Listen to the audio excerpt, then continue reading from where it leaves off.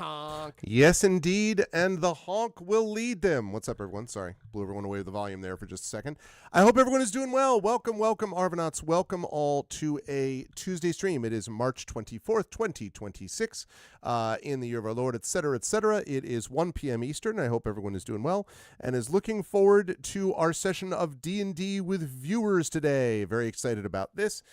D&D with viewers as we continue with Up the Beanstalk. This is actually day 2 of Up the Beanstalk. We actually have already gotten up the Beanstalk. That's kind of a spoiler. We're already there. But we have a lot to do now that we've arrived at the top of the Beanstalk. So I'm excited to get back into some D&D with viewers today where chat decides. Before we go any further, just a couple of reminders about ways to support the channel.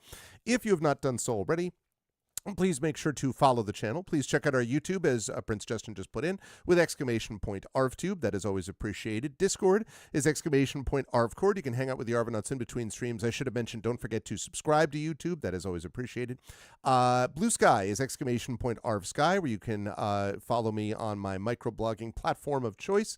And the website for this, arvaneleron.com. Financially, !ArvShop. That's the merchandise area. !ArvTreon is the Patreon, where you can get cool stuff for yourself and for the channel. We're going to be revamping that in the next couple of months when I have free time, which means a couple of months because I am super busy at the moment. But I am looking forward to that because we have a lot of good stuff in that Patreon, but I want to be able to make some adjustments and changes to it. In the meantime, you can get some cool stuff there for you and for the channel, as I mentioned. Also, those custom sub badges, which we use here, there, and everywhere across Twitch, that is also there. Let me see, and also subbing to the channel to get those custom sub badges, as I mentioned. On the publishing front, Icarus, my graphic novel from Athos Arts, Library. That's my Tales and Tomes, The Forbidden Library. That's my 5e adventure and sourcebook from Alligator Alley Entertainment. Greyshade is my Greyshade IP. Greyshade Renegade Heretic, the Grey Assassin trilogy, available at that link. You can also get the audiobook of Greyshade Renegade and Heretic from our very own Trent Sparks there. And you can also, if you have not already done so, pre-order the tabletop role-playing game of Greyshade, which is going to be coming out from Alligator Alley soon, and coming from designed by our very own Brandon O'Brien. Just did a Kickstarter update about that today. Just did a Kickstarter update about that today, so I am excited to be talking more about that as time goes on. You can pre-order that there. Also, as always, BLM, Black Lives Matter, important to affirm and assert the significance and importance of Black lives. Help Now, the World Health Organization page on suicide prevention. Important to reach out to others when you need help and reach out to others when they need help as well. And Ukraine, Ukraine, to help the people of Ukraine as they fight back against an illegal and illegitimate war. Illegal and illegitimate, I can say that, war with bravery and courage, and send the message we'll do so for others in that situation in the future. We have Up the Beanstalk going on now. Then I'm going to be over at 4 p.m. Eastern over on GOG.com's Twitch channel, where I am going to be playing more of Evil Land 2 as we move into the end stages of that game, which I am very excited about. Really enjoying Evil Land 2 quite a bit. The whole Evil Land sequence really has been honestly pretty awesome, so I'm very excited for that, about that. And then I am going to be back at my channel on Thursday, because on Thursday we will have Winter Burrow that will be playing at 9 p.m. Eastern. Also Saturday, Winter Burrow. If all goes well, I might be done well with Winter Burrow. Solasta 2 is not yet out for GOG.com, so until it's out for GOG.com, I can't play it on GOG. I would love to say that it was Echo. I am looking forward to playing it, but it is not on GOG yet. So until it is, not much I can do about it. But I am going to be playing it at some point when it does become available. It is not yet. So trust me, I'm getting ready to play it for sure, but it's not there yet. Anyway, where was I? Yes, Winterboro, both Thursday and Saturday. Then I'll be wrapping that up. And then be thinking about, I think I'm going to be moving into probably the Super Mario RPG next as the kind of main video game that I play on this channel. I'm excited for that too because I've never played that.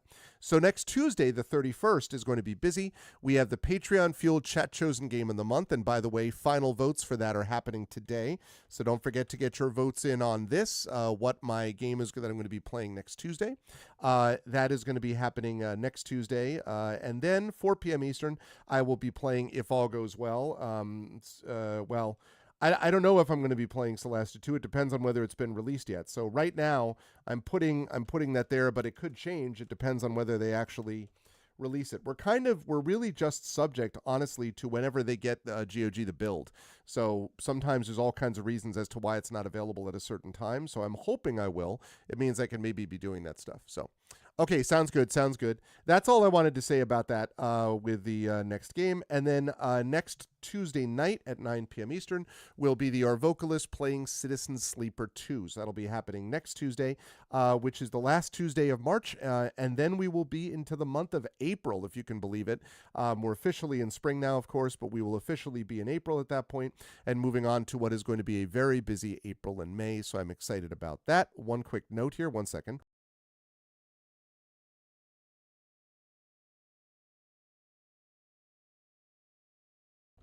One special note that I want to make also has to do with the stuff that we did yesterday at St. John's. I wanted to thank those who were able to make their way out to the event that we had with the three poets, with C.S.C. Cooney, who's been on this channel before, with Ali Trotta, and with Antoinette Brimbell, the Connecticut State Poet Laureate. It was a really good presentation. It was a really good conversation with the three of them. We had 3 great readings from them.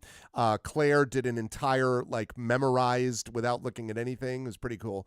And then they all synergized really well. It was really nice. And we had some good questions, thoughtful questions from the audience. And so the second storytelling event was a success, I'm very glad to say. And I'm glad to say that that's the second and final event that I'm specifically hosting at St. John's this semester because of all the weather and stuff like that. I'm glad I'm sort of past that for the moment. I'm, looking forward to not having to, obsessively refresh the weather report to make sure that we can actually get people to the campus. But we did have it. It went well. And so, yeah, that was great. And I'm excited for the storytelling events that we'll be doing in the future. I already have an idea for 2 of the people that I'll be inviting to that. A third person, I have some possibilities, but I'm not 100% sure yet. But I'm pretty sure I know about 2 that's going to be happening for next spring. So that's very cool. But in the meantime, we are here and we are ready to go. And so I'm going to get rid of this and I'm going to turn on that. Hello, everyone. Good to see you all. I hope all are well. Maybe slightly bright. Maybe we can turn this down just a touch. There you go. Yeah, so hi, everyone. I hope everybody's doing well and is excited for the stream today. Now, Up the Beanstalk, which we did last time, Echo brought this up, so I did want to mention it. For those of you who knew that we were playing Legacy of the Green Flame, I made the executive decision to move off of it because, frankly, I wasn't enjoying it. There were too many mistakes in the maps. There were too many QA issues. I was a little frustrated about it, to be honest, because really, by the time a product gets out, it should not have stuff like that. Like there should have been a better quality pass, I think. So I finally got tired of having to constantly compensate for that. And I was just like, man. And that's why we moved on to this one, Up the Beanstalk, also by Pacesetter. This has been considerably better. So I'm looking forward to continuing with that today. I look ready to be a referee for a football game. Yeah, this is the Hartford Yard Goats, the minor league baseball team in Hartford, Connecticut. Probably about an hour and 15 minutes from me, I would say. And then I'm wearing my Ireland rugby shirt. So I guess I'm ready to be the referee. I'm ready to be an umpire for baseball and a referee for rugby, I guess, sort of, so to speak.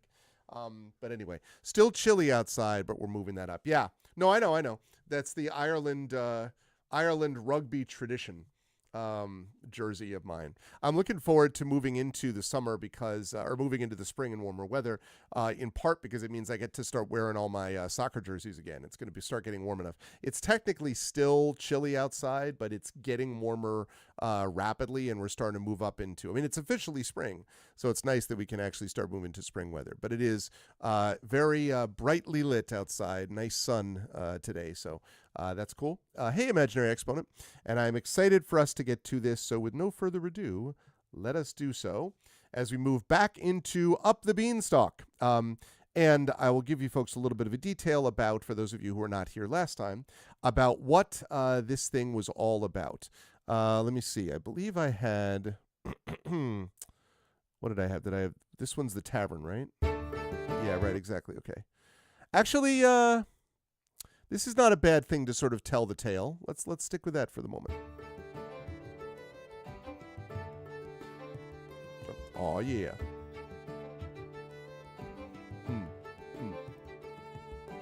Dance to your king. Dance to your king. Ah, dance to your king. Maybe a little bit too slow for that. Yes, so up the beanstalk. Here we are. First of all, let's talk about our character.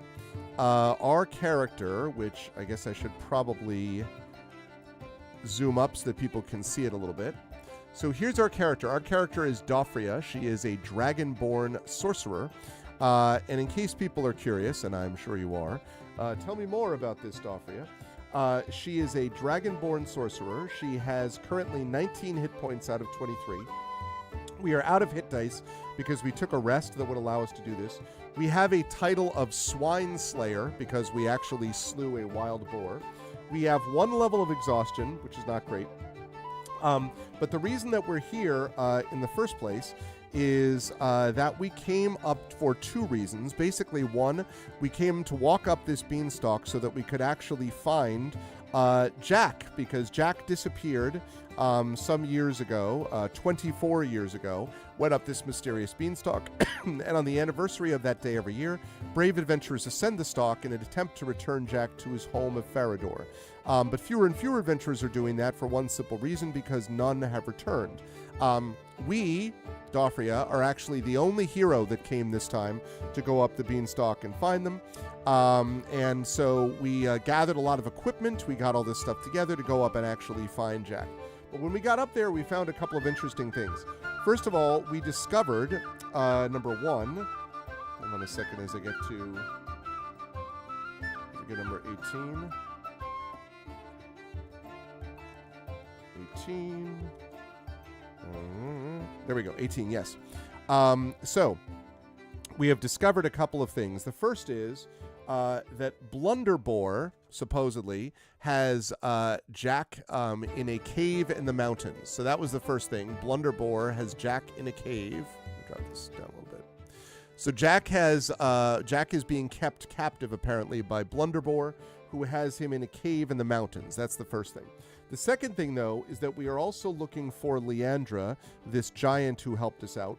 We're looking for Leandra's guard dog called Baron, and the flock of sheep that he was supposedly guarding somewhere in the forest. And we agreed last time that we were going to actually try to track down Leandra's guard dog Baron, and of course then find our main quest event, which is to find Jack and get him from that cave in the mountains where he is currently being kept. And so those are the 2 things that we're considering. I do want you all to note that right now I have an orange cat who has joined us. Hello, orange cat. What do you have to say for yourself? You have to say that you're grooming yourself? Right now, all you see is just an orange blur. Hey, what's up there, Dylan? Welcome to YouTube. Am I on YouTube or Discord too? Am I just on YouTube? No, I am also on Twitch. In fact, I am more on Twitch, probably on YouTube, although I am building up my YouTube channel. So if you're still here, sorry I missed that. I am on YouTube and also on Twitch and also on Discord. So join us in these places. Your cat gets more vitamin D than I do. What's up, Nonstop? Good to see you. I hope all is well. And yes, now that you've had a chance to see that. Okay. So yes, so we are looking for, so again, 2 quests. 1, we're looking for Leandra's guard dog Baron and also the flock of sheep that he was supposed to be watching after. 2, we are looking for Jack, who is supposedly being kept in a cave in the mountains by someone called Blunderbore, who I believe is also a giant. So that is what we are looking for here. All right, and now that we've learned all of that, let's... All right, let's get that going. Perfect, perfect.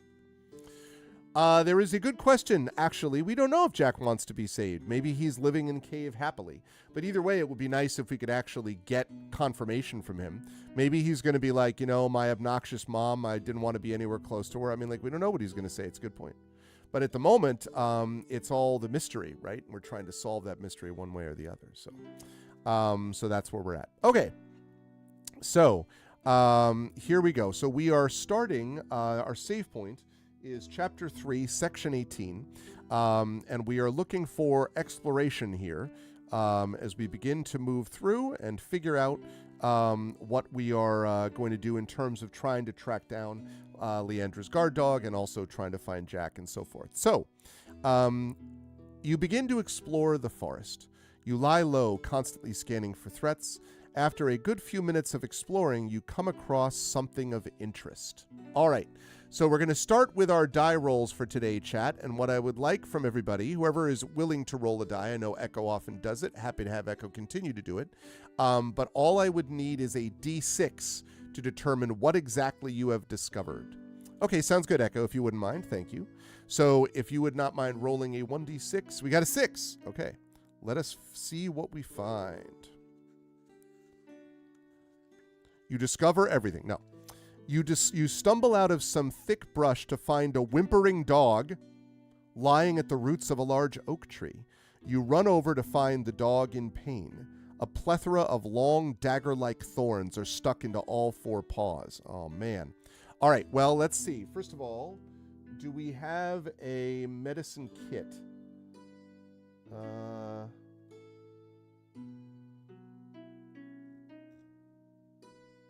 Do we have a medicine kit? That is an excellent question. So I don't know if, Dylan, you just stopped back into YouTube, but in answer to your question, which I missed before, I do indeed. There we go. Ah, yes. Okay, so I also need to open up. All right, hang on one second, chat. I need to also open up here.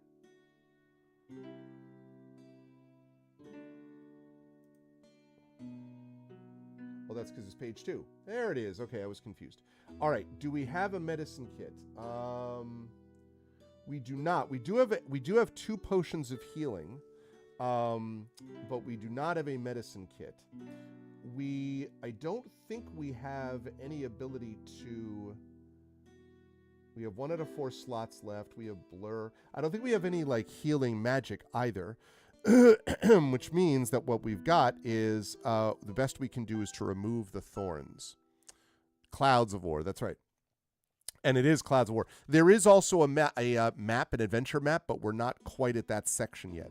At least I don't believe we're at that section yet. I should double check that actually. Are we? Let me before I say that, maybe I should actually see if we are at the map area yet. We are not at the adventure map area yet. We are not.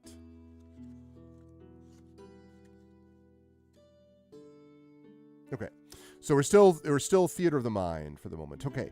You kneel to remove the thorns. The dog has a look of nervousness but does not initially bark or fight you. You remove all the thorns one by one. The dog barks and howls during the process, but it does not snap or bite at you. So it says the dog is out of immediate danger but is still unable to walk. You were able to carry the dog back to Leandra's hut if you wish. So we probably should, I would think, bring the dog back. It seems like a reasonable thing. Let's see. All right, so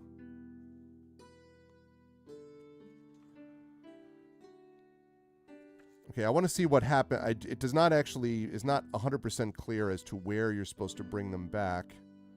They bring them back to Leandra's hut.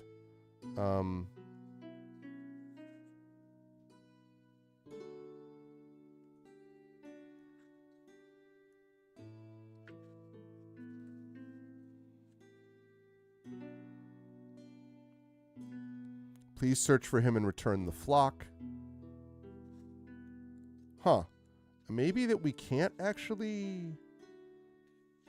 That's interesting. You're able to carry the dog back to Leandra's hut if you wish.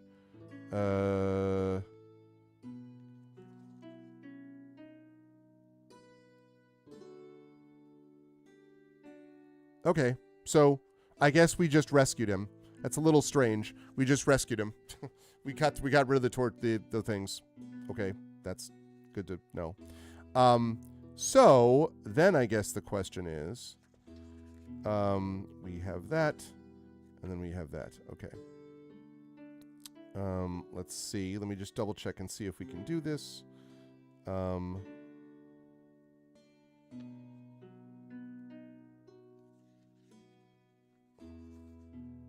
I see. Okay, I get it. So we have rescued the dog, okay? But to really get the full amount of what we need here, we also need to rescue the sheep. So the question I have for you, chat, is we have explored the forest. We found the dog, Baron, and we have saved him, but we don't have the sheep that he was supposed to protect. So first vote of the day is a pretty easy one. $ vote space 1 means that we should find the sheep. $ vote space 2 means we should go to the mountains to save Jack. So, $ vote space 1, go back in the forest and try to find the sheep. $ vote space 2 means go to the mountains to save Jack. What should we do? Sorry, it took me a minute to figure out what it was actually telling me to do, but I understand. I now understand. I have learned. Ah, I see you there. What's up, Echo? I saw you over on YouTube as well. Sheep comes first. Well, the thing is, yeah, because if we want to get the reward, right, like I could see that. And we've already, like, you know, hit it out the park by finding, you know, the dog the first time through. So now we get to find the sheep. I'm also, since the dog is not really functional, we've just brought the dog back basically to the hut. So we've done that already.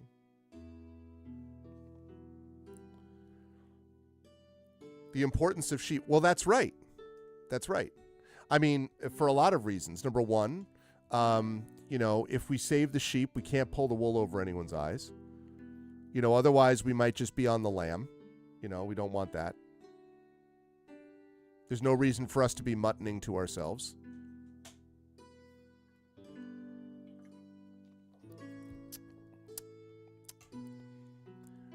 Do you think that was a bad joke? Let's go. Yeah, I got it. I ninja. Bad fun. Oh.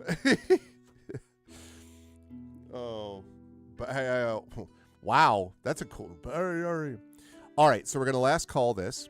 We will get, of course, more folks voting and so forth as we continue and more people come in.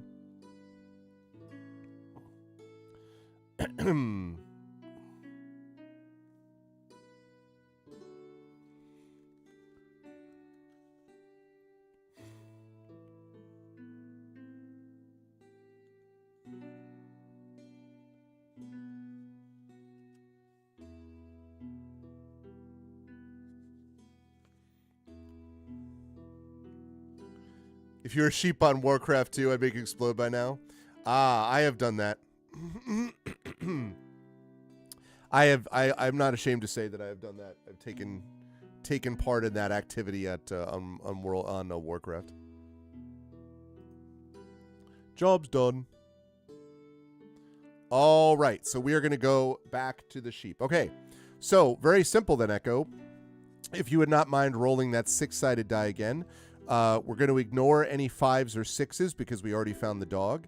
So we're looking for a 1, 2, 3, or a 4 for the other stage of exploring this forest.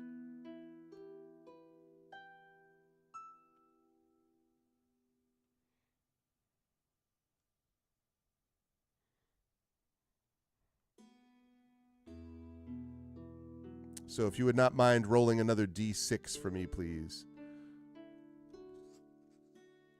Rolled a 1. Okay. All right, here we go. The density of the forest up ahead is broken up by a large river rushing through the forest as if late for afternoon tea. Interesting.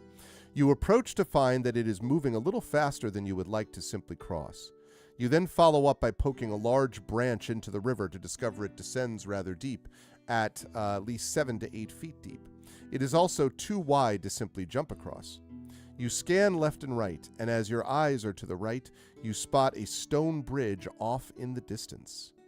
All right, so now the question is, let's see if we have, it asks if we have a way to cross the bridge here.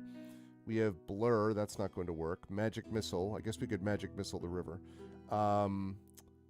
we don't really have, let me check and see. We have a ring, a dagger, 2 torches, a tinderbox. We have a second potion of healing. But we don't have any real way. We don't have a boat. So I'd say we don't really have a way to cross normally. So we have 2 options available to us. I think that this should be not difficult again.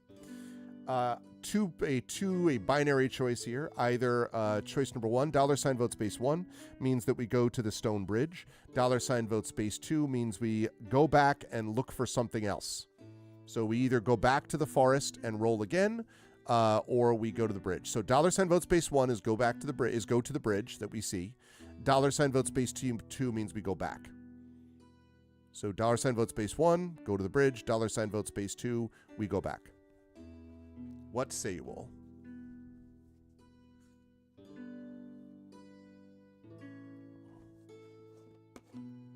It's going to be an interesting call because I say we go back. Well, no. This is not leaving the forest, imaginary, to be clear.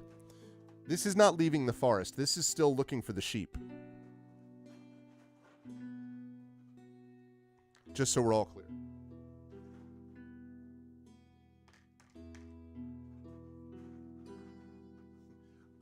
I had a student echo yesterday when I was going over. We're doing a Wizard of Earthsea in my fantasy fiction class, which is such a great book. And the students have figured out the kind of big bad guy. Or I shouldn't say all the students. One student was like, "I think that this thing is this," and I was like, interesting. Well, because I didn't want to be like, "You're right," right? It is. I was pretty impressed. I'm like, yeah, that's not bad. Not bad that you picked that up. I picked up on that right now. So, all right. So we're going to last call this again. Going once. Going twice. Okay. So we are going to go to the stone bridge. I mentioned that, Echo, because you approach the seemingly well-built and maintained stone bridge. It is a massive curved structure that guides any over the rushing water below. Bravely but cautiously you take a step forward. The bridge's sheer size blocks your view of what is beyond for a few steps. As you begin your incline, a shade from above covers you. You look up to immediately be met by a towering, hulking Echo Alpha X5. No, by a towering, hulking troll. You were right, Echo. You thought bridge? You thought troll? You were right. There is a troll. Who dares cross my bridge? Maybe a little bit of an echo. A foolish mortal. Dinner's gonna be sure sweet tonight unless you can pay the toll. The troll boisterously laughs. You recover well from the shock. This has a chance of being the most normal observance today.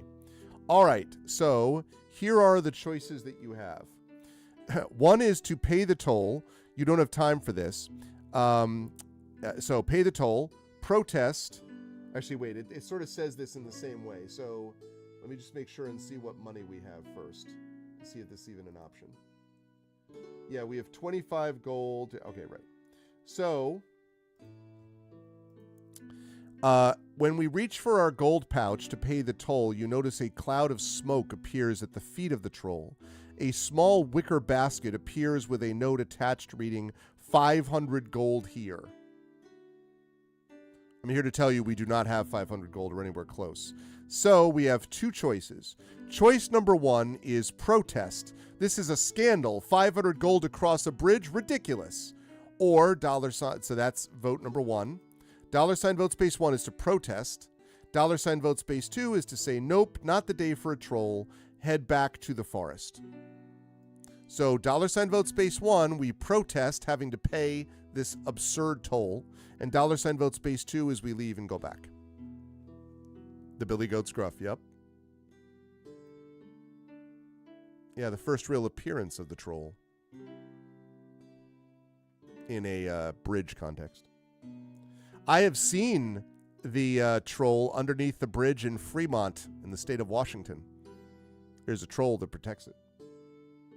He's pretty quiet.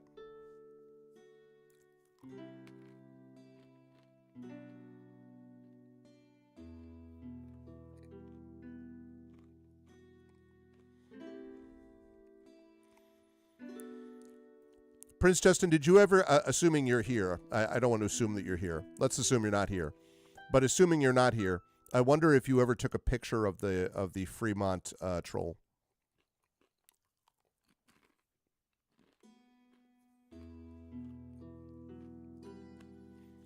So 1 is we protest, 2 is we go back.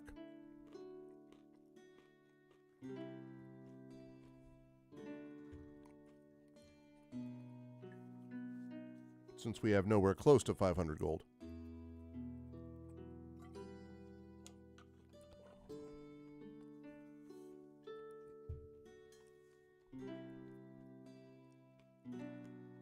Ah, okay.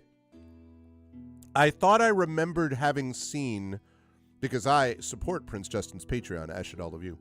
I thought I remembered seeing a picture that you had maybe taken of the troll, or of a bridge troll, I thought. Okay. Well, so it looks like we're thinking about going back. So going once. Going twice. Come to Norway for proper trolls? You know, when I was there, and obviously this was many years ago, Echo, I saw a lot of statues there. I don't think I remember seeing any trolls. I'm sure they exist, obviously, but I don't remember seeing any of them. Do they have like you know, troll-sized trolls, like in near bridges and things like that?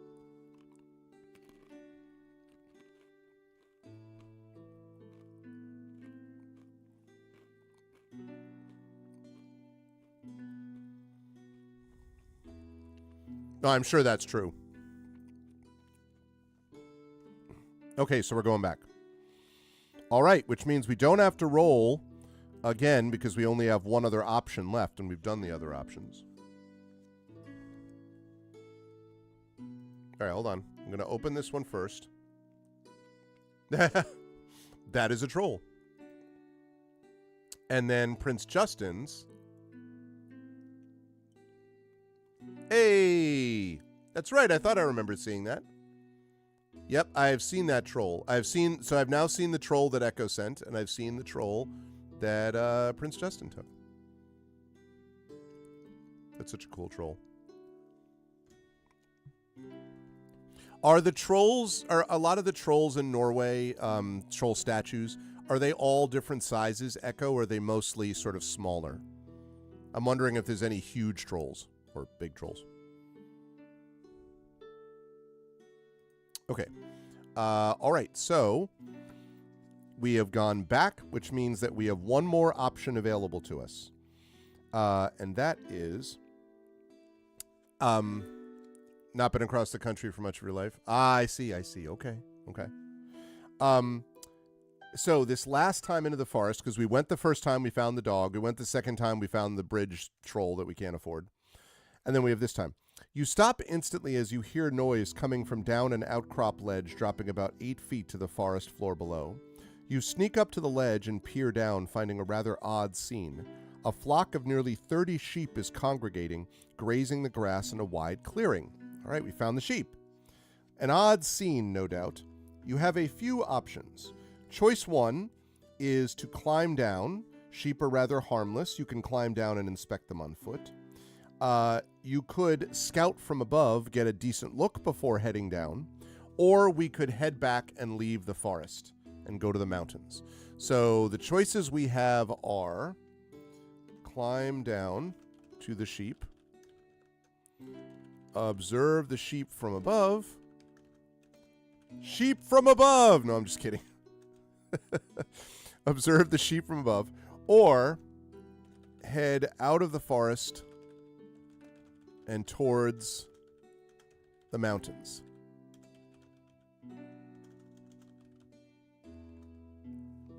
Sheep harmless? Super sheep. Super sheep. Super sheep. Right. We begin a Worms fantasy storytelling. All right. Climb down to the ledge is $vote space 1. Observe the sheep from above is $vote space 2. Head out of the forest and toward the mountains is $vote space 3.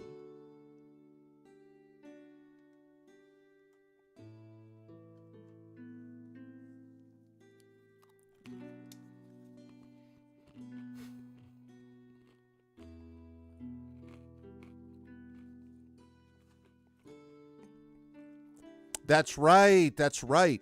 You know, I played a lot more of no, I guess it was Worms, because there's all different kinds of the Worms games, but I'm more used to, there was an old browser-based game of tanks that would shoot each other from a distance across a map, and there was all this like fractally generated terrain, and you had different kinds of weapons that could do different things.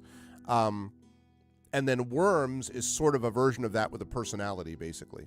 Scorched Earth, that's right, that's right. Scorched Earth, man, I used to play Scorched Earth a lot, because that's been around a long time, Scorched Earth. I do not trust those sheep.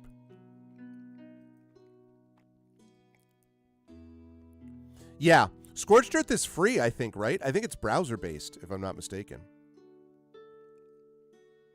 And you have to account for the wind and everything. All right. We are going to observe the sheep from above. You scan the area for any threats before advancing. You see no one and nothing out of the ordinary ? And it asks us to roll a perception check. So, Echo, could you roll for us? Let me take a look at my sheet before you roll. We have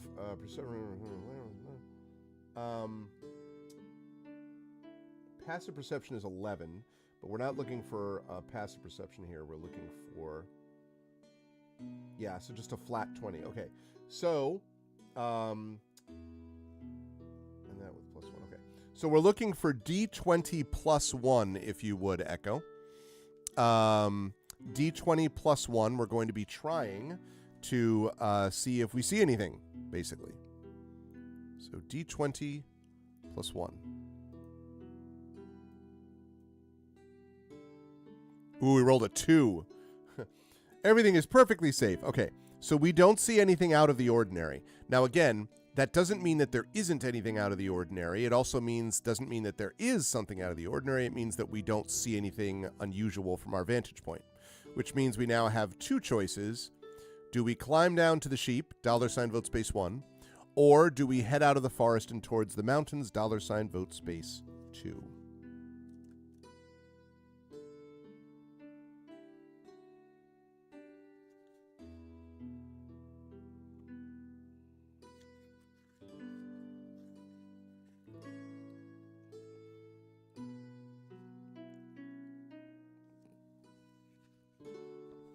Climbing down to the sheep. All right, we climb. All right, last call, last call. People seem to be pretty confident about doing that.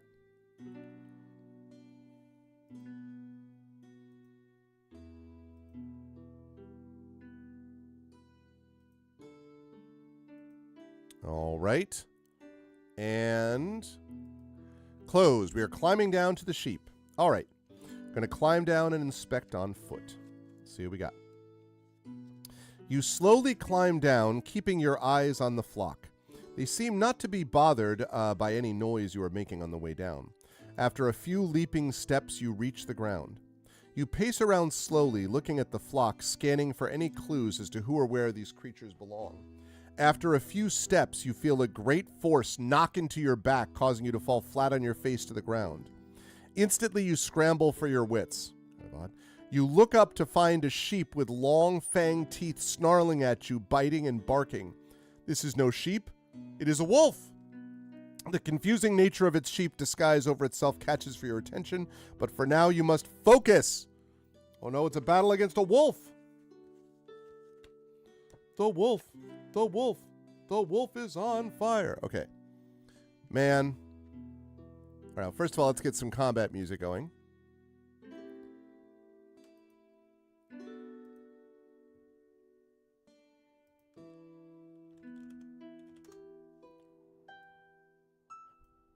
It's a wolf literally in sheep's clothing. Well, we are up the beanstalk, are we not? As they say. All right. There's a naked sheep somewhere. Or a sheep that is disguised as a wolf. You never know. Okay. So let's see. Let's get the wolf up here.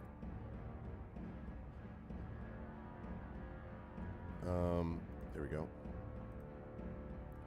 Throw the battle manager in there. Wolf.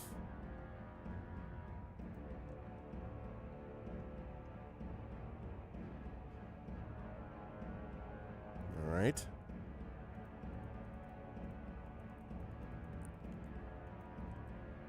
And there's that. Let's get, let me get the, hold on, let me get the,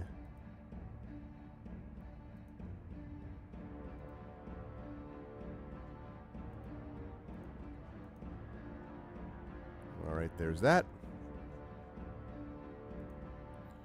Move that bad boy down there.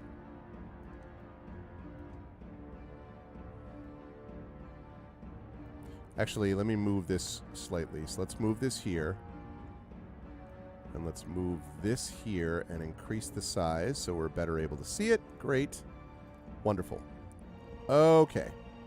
All right. So now, I know, I was thinking the same thing, actually. Okay. Now we have to roll for a little like thing that we like to call initiative. So let me just double check and see. Right now, our initiative would be...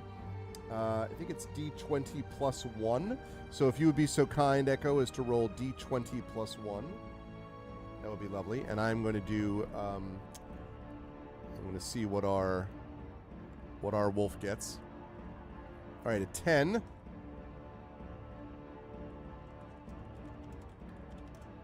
Okay. D&D dice roller.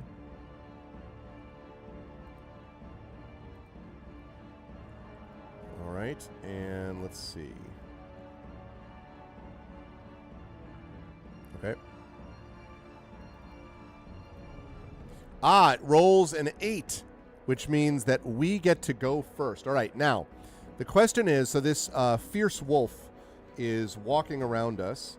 So the wolf gets a round of surprise. So that means that for one turn, the wolf is going to be able to get to attack us.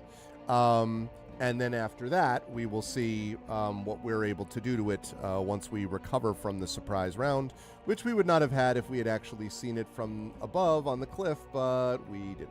So, okay. So let's see. It is currently prone, so it's going to get advantage on this attack, unfortunately. All right, 1 second here.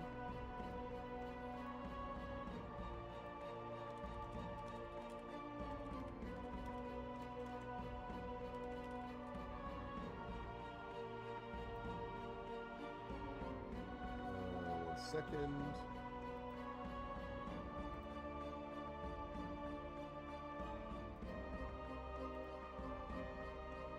Okay. There we go. Okay, I want to make sure I had that out of the way. All right. Sorry, I was making sure that I had something settled. Okay, so, all right, it is going to do that. Let's go try to do this advantage, all right? Whoa. Well, it's definitely going to hit us with a 23. That's for damn sure. Let's see what damage is there. It says, have to succeed in a strength saving throw or be knocked prone. Joke's on you, bud. We're already prone. How's that feel? Yeah, gotcha. Got him.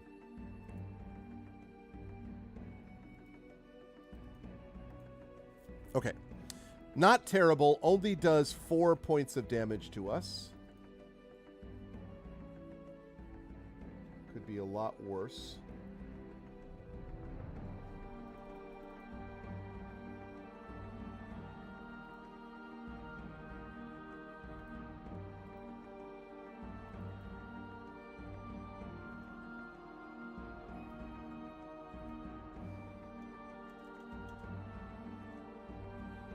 All right, so 15.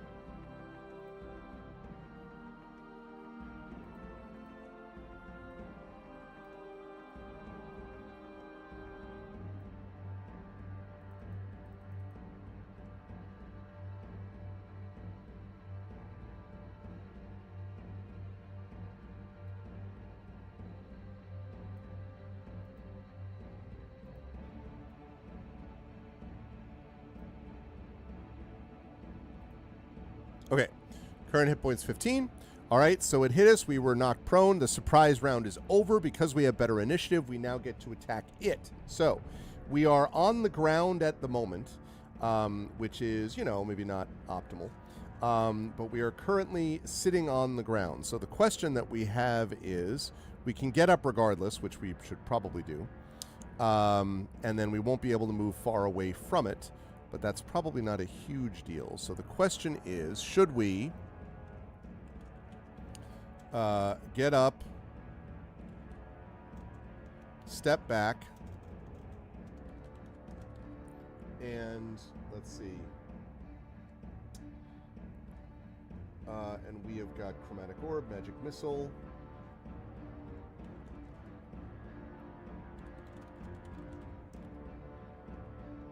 Get up, step back.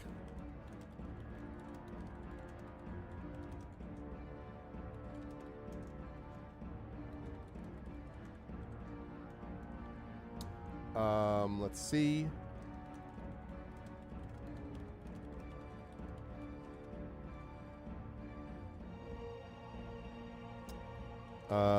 Get up, step back. So I think we have a crossbow.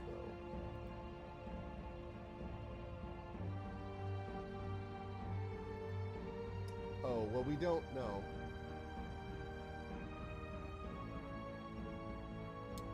Yeah, we don't have that. I forgot we have dart.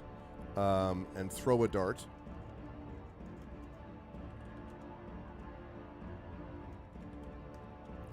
Get up, step back. Use cold breath. We have one of those.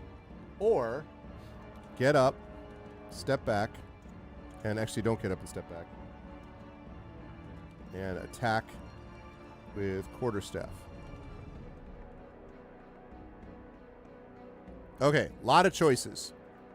So, $ vote space 1. We get up from being prone, step back, and cast Ray of Frost. $ vote space 2. And by the way, I should say that Ray of Frost means we have to make a ranged spell attack. If we hit with Ray of Frost, it will do 1d8 cold damage. And it will also reduce the speed of the wolf until the next turn. So $ vote space 1 is we get up, step back, and cast Ray of Frost. $ vote space 2 is we get up, step back, and cast Magic Missile. That's a stronger spell, but it is our last slot for that level. $ vote space 3 is get up, step back, and cast Blur. That will make it harder for the creature to hit us and for it to see. $ vote space 4 is get up, step back, and throw a dart. $ vote space 5 is get up, step back, and use Cold Breath. That will be a one-time use until we get a long rest. Or $ vote space 6 is get up and attack with quarterstaff. So now you can get your votes. It does look at the moment like we have a couple people voting for casting Blur, which is totally fine. So get your votes in, chat.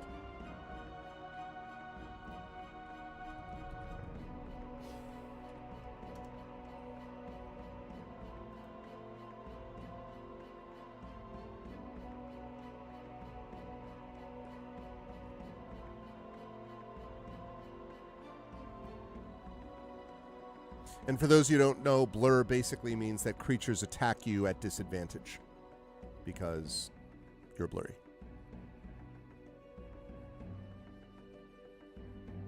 All right, last call.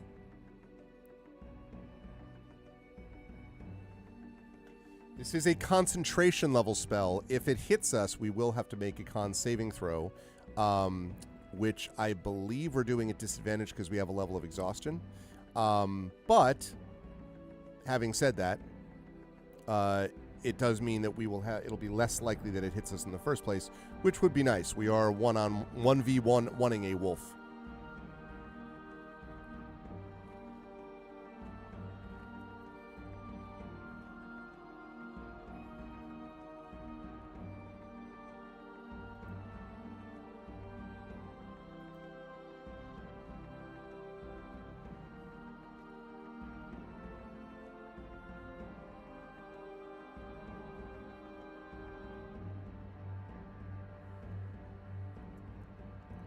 Yeah, no, I see that. I totally understand that. All right. Blur it is. All right, we step back. We are currently blurry. We're like, we're currently like this. We're like this hand. Oh no, we're like me. We're like the hand. We're like me. We're like John Cena. You can't see me. Doot, doot, doot, doot. Okay. Right. All right, so we have cast Blur. All right. Now the creature gets to attack us, but it's going to be attacking us at disadvantage.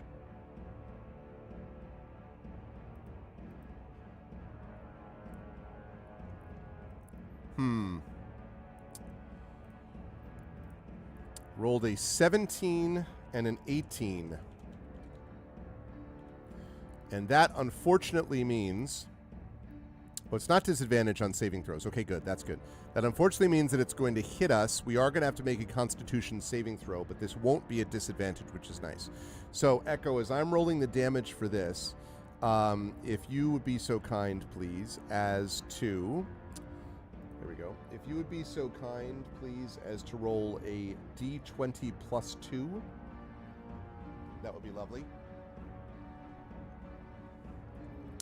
22. All right, yeah, we definitely made our con save with no problem whatsoever. So we maintain concentration. The blur remains up, but it is going to do damage to us. So, all right, that is going to be another 6 points of damage, which means we're looking at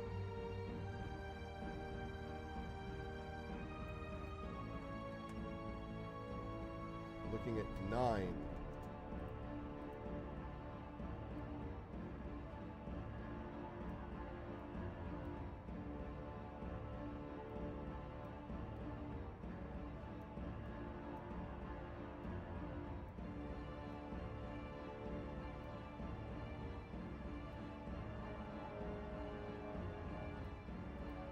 All right, 9. So we're still in it. We're still in to win it. But we definitely do need to make a decision. Now that so we've blurred, now it's our turn again. And so now the question is, what are we going to do? We've already cast blur, so I'm going to get rid of that. So now we have these choices against this fierce wolf. All right, $ vote space 1. I actually should have said we're already gotten up, so don't worry about the get up part. Step back and cast Ray of Frost. Step back and cast Magic Missile. Step back and throw a dart. Step back and use Cold Breath. Or attack with our quarterstaff. All right. So $ vote space 1 is step back and cast Ray of Frost. $ vote space 2 is step back and cast Magic Missile. $ vote space 3 is to step back and throw a dart. $ vote space 4 is to step back and use Cold Breath.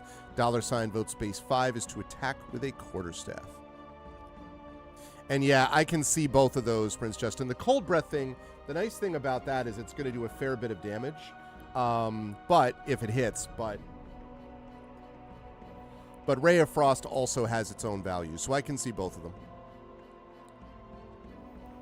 So again, $ vote space 1 to cast Ray of Frost, 2 for Magic Missile, 3 for Throw a Dart, 4 for Cold Breath, 5 for attack with Quarterstaff. And it is a saving throw for Cold Breath, yeah. A con saving throw, actually. You would get some damage guaranteed, yes, because at worst case scenario, it'll be half damage, whatever you roll.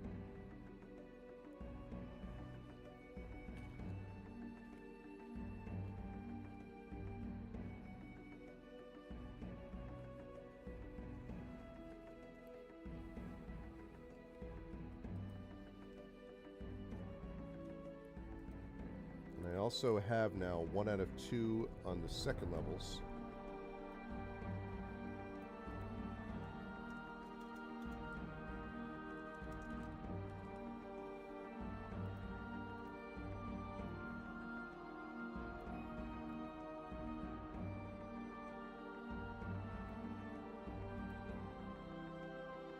All right.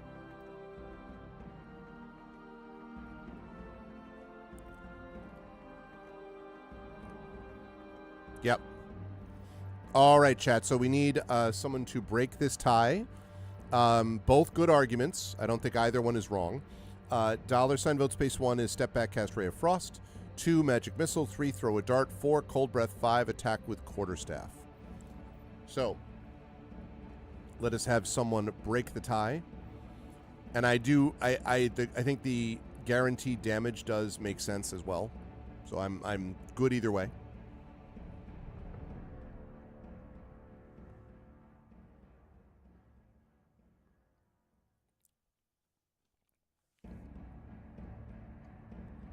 Dum bum bum bum. Bum bum bum bum.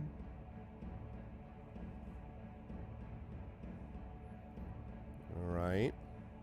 What are we looking at here?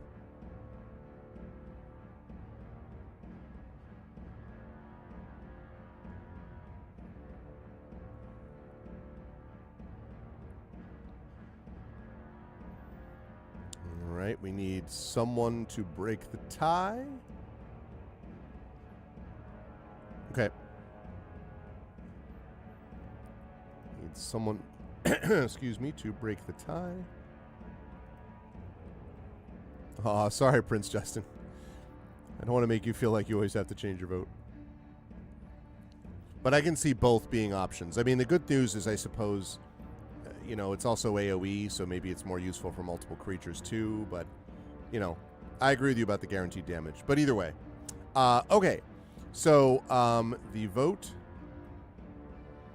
is cast. All right. Step back and cast Ray of Frost, which means that we have to make a ranged spell attack.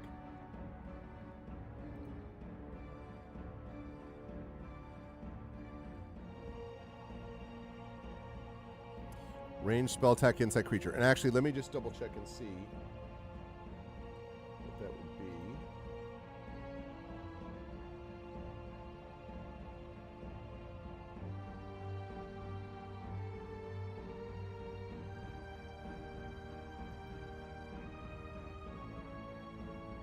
And we have 2 points of sorcery, I should say.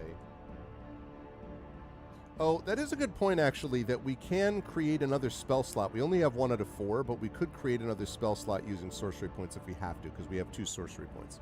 That's something to remember, that we can actually do that. So, okay, so...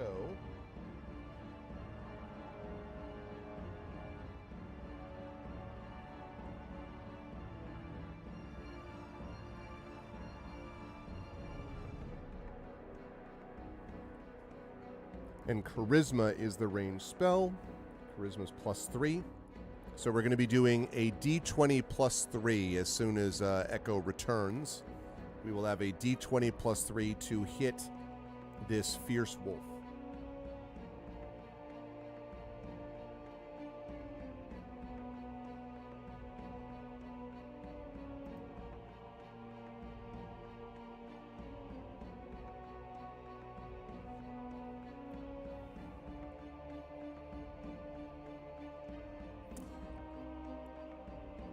Okay, welcome back, Echo.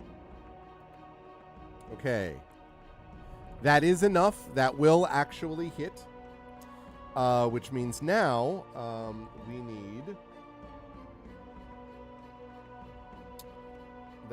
we will need you to make a, let's see.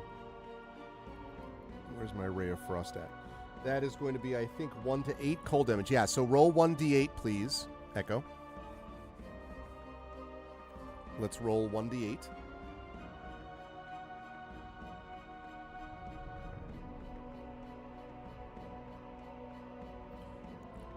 And we're going to see how much damage we actually do to this fearsome wolf. So just roll 1d8 if you would, please, Echo.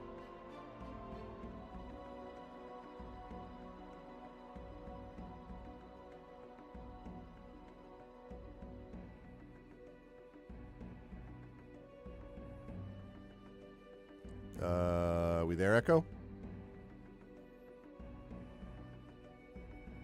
Hello?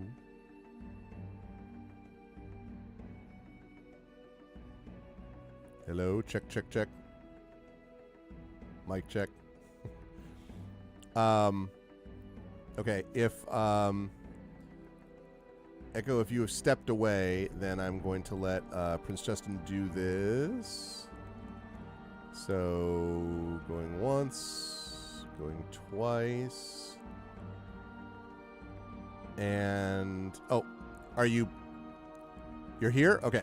Can we get a D8? And by the way, when you have to leave, I totally get it. So don't feel, no pressure. I just, want to move us along. So are we rolling a D8? Just a straight D8, no damage bonus. Hey, 7, good roll. All right, it slams into the wolf. I love it. Okay.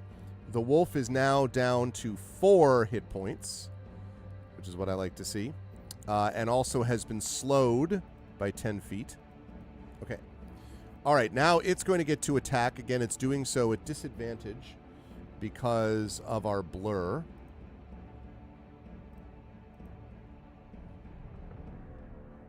Okay. Hold on, got to consult our... Okay, 13, just underneath our armor. Outstanding. Okay, that sounds good. All right, Echo, I'll see you later on. Thank you for rolling.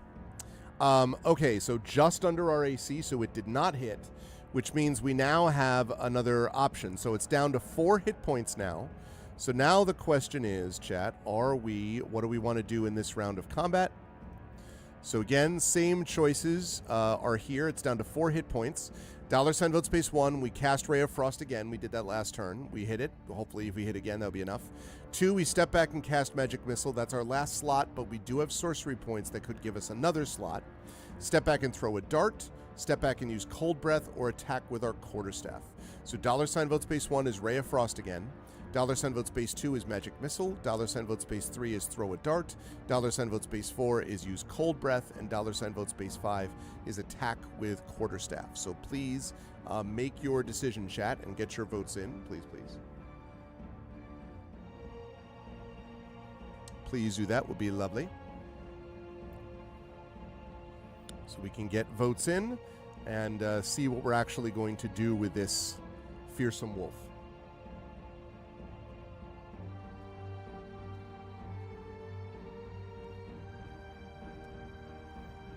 All right.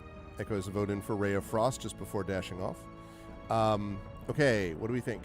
We have a vote for Ray of Frost. Do we have others who are jumping in?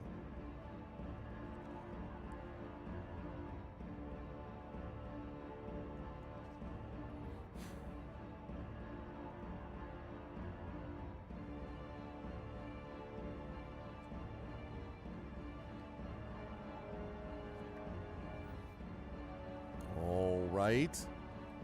Anyone else jumping in? Hey, what's up, J-Rab? Welcome, welcome. Good to see you. Hope all's well, J-Rab, by you.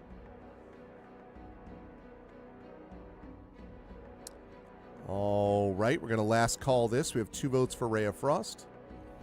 And then, Prince Justin, I don't know if you're able to do this. If you're not, it's okay. We can find somebody else to roll dice.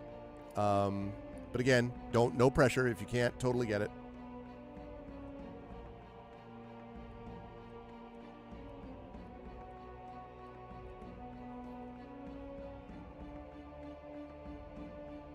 Going once, going twice, and closed. All right, we are going to be casting Ray of Frost. So again, this is going to be rolling a d20 plus 3. Would be that's the plan. And again, let me know if you can do that, Prince Justin, or not. If you can't, I will find someone else who can. If you can't, I'll find someone else who can. Jay's in here, Nonstop is in here. We have some other Imaginaries in here. We have some other folks in here.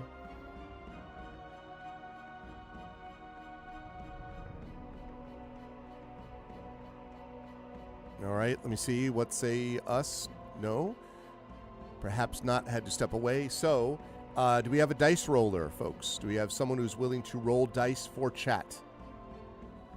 Do we have someone who's willing to roll the dice for chat?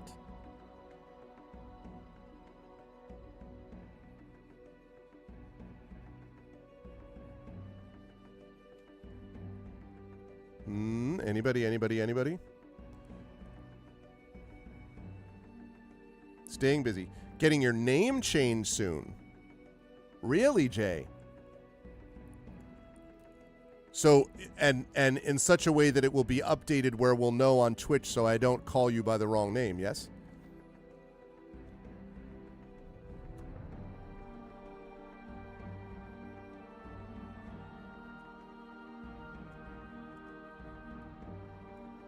And also, do we have someone to roll dice, chat? Anybody who's willing to roll dice? Oh, you're working on your legal name. Okay.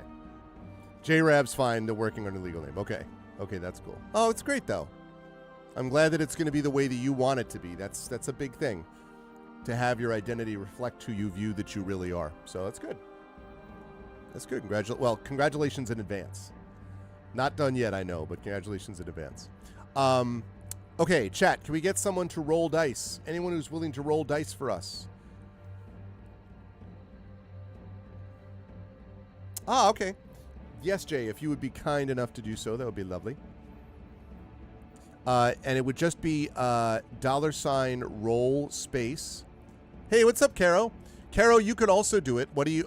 I'm good with whoever. It's good to see you, Caro. I'm good with whoever who wants to do it. Wants to roll those dice. Whoever wants to can. You want to give it a shot then, Carol? All right, so that would be, we're rolling D20 plus 3 for charisma. We're rolling D20 plus 3. We are casting a ray of frost at this fierce wolf, who is fierce and a wolf. He's wolf fierce, if you will. Hey, that's a hit. All right, you slam into its side. Now you need to roll damage. So this one is just a D8. So if you could just roll a flat D8. Kablam. You've been frosted.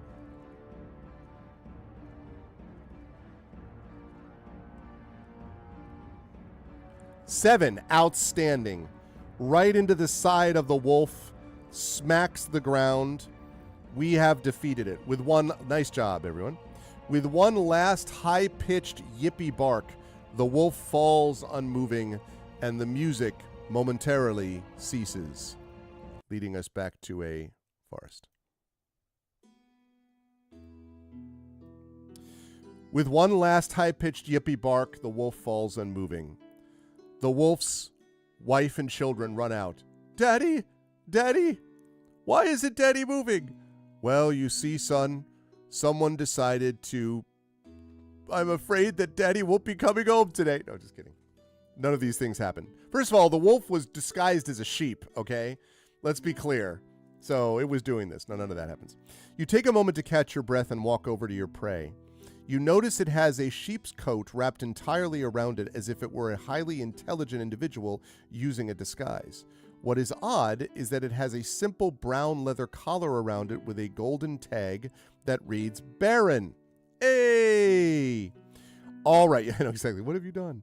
So Baron was the dog we were looking for, which means now we have come back with the dog.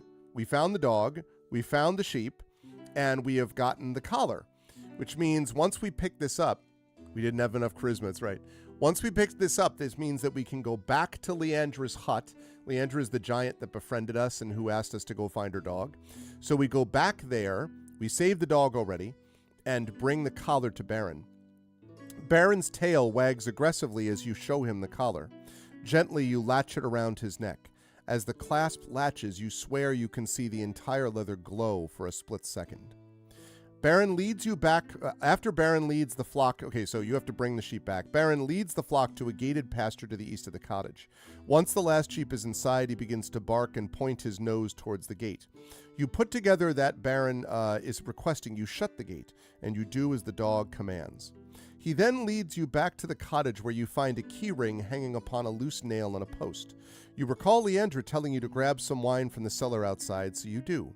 You try a few keys until the lock pops open, and you descend down into the cellar where you grab 3 bottles of Faradorian Fine dated 2E321, a nice reward for helping the farmstead. You recover 3 bottles of Faradorian Fine. They are worth 30 gold pieces each to any vendor. There's a 10% chance, rolled by the player, that you will find an individual even more excited to procure these bottles. In that case, they are worth 50 gold a bottle. Good luck. All right. So we have got 3 wine bottles. Hell yeah. Let's add that to our inventory.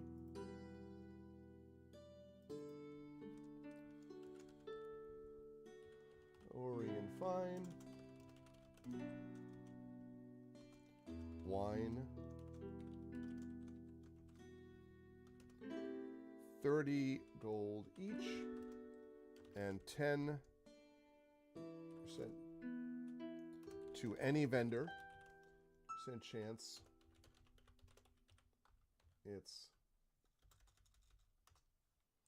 It's 50 gold per vendor. All right. I love it.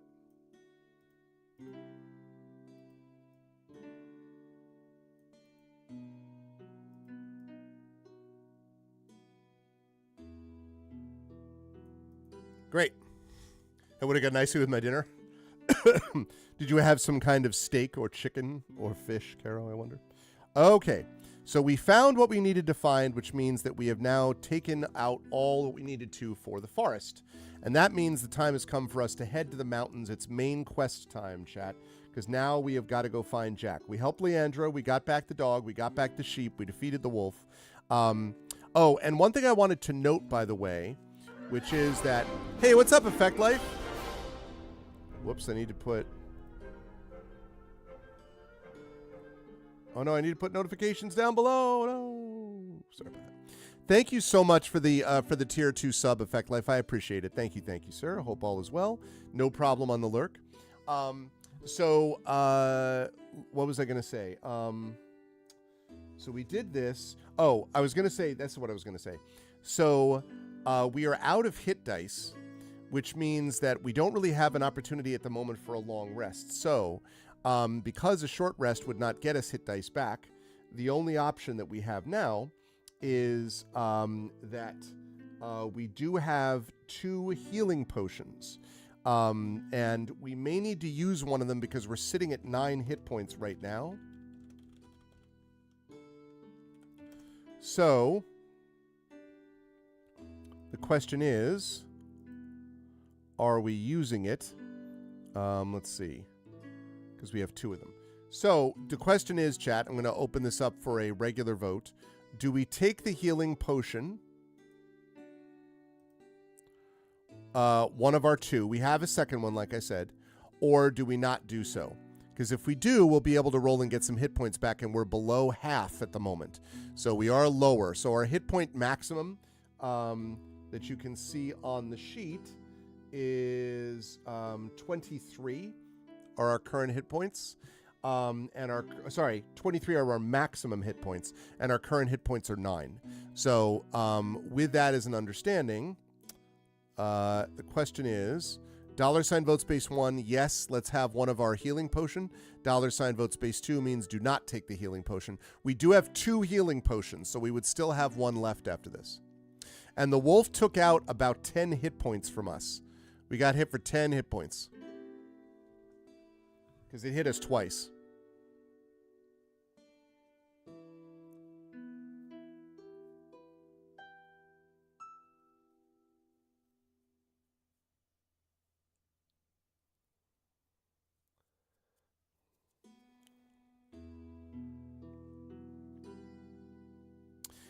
That's correct. The standard one, yes. So it'll be 2d4 plus 2.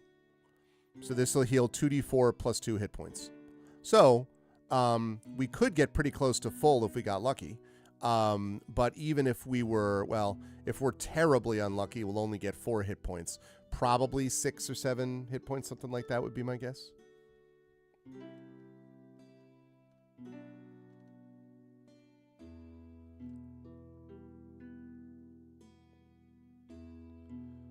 Okay, hang on a second.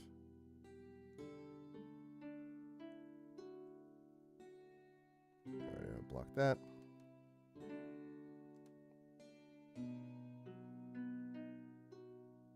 Okay. That's exactly, Jay. That is the concern. Agreed. Okay. So we are going to drink it. So now, Caro, if you would be so kind as to roll 2d4, and then we're going to add 2. So 2d4 plus 2. Actually, I think you can do that all in one roll. I think you can roll 2d4 plus 2 on this thing. Oh, 7. I was so confused about what I was looking at for a minute. Okay, that's fine. That's fine. Yeah, that's actually pretty good. That's above what the average would be. Okay, so excellent. So that means we're at 7, which means that we are now sitting at 16, which is good.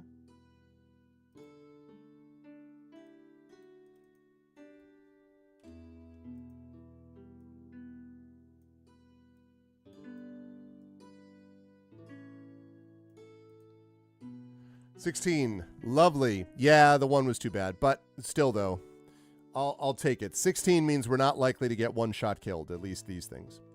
All right, good stuff. You were on a simple-minded task, it says, simple-minded, to reach the mountains. If Jack made a base anywhere, it's logical to think he would use such sturdy natural terrain. After a good long land navigation, you have found yourself at the base of the mountains. They tower far taller than the mountains that border Farador. Normally, they would disappear into the clouds, their summits lost to mystery. However, you are among the clouds. These mountains simply extend far beyond your reach, but still within your sight. You look left, find nothing but landscape. You look right and find nothing but a vast landscape. Wait a minute. You see something, a cave mouth. That is the cave mouth, according to our information, where Blunderbore is keeping Jack, which means that we must now see what we can find. And I think now we do, in fact, have a map. Yes, we do. We have an adventure map. Okay, sounds good. Yeah, it could have been worse. All right, we have an adventure map. So let me bring up that map.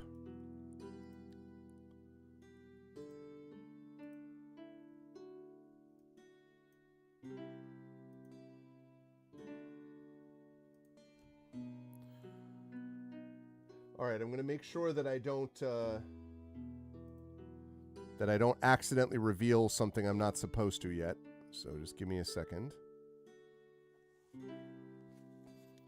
Now that we have an actual map here. I think it should be down here. Yes. Huzzah! I have done it.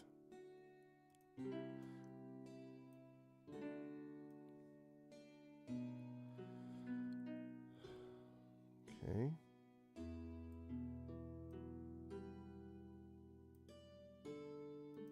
Lovely. All right. So now we're going to put this back up. All righty, and we're going to bring ourselves a, let's see. Let's get a Dragonborn, shall we? How about that? We have a Dragonborn Sorcerer. Searching my extensive purchases that I've spent hundreds of dollars on over the years.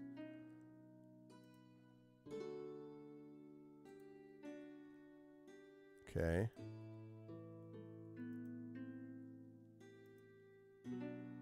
Let's see.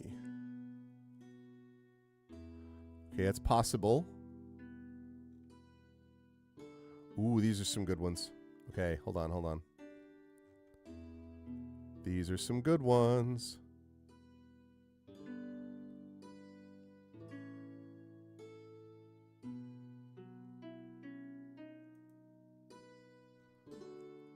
I don't entirely know why. Oh, I know why. Because for Pride Month, they had a bunch of ones. So they have.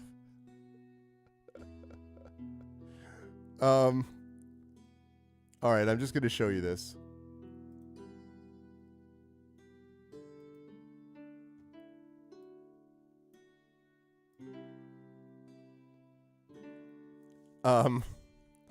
Not quite, I think, what we're looking for. But, interesting.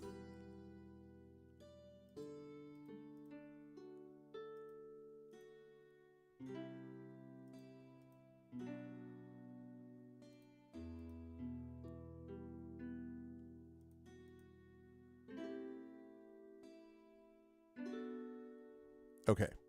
Let's go with...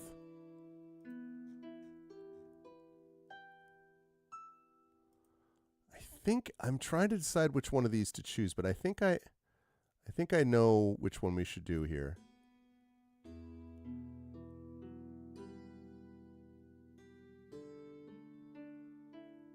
All right, I think you're all going to like this one. There you go.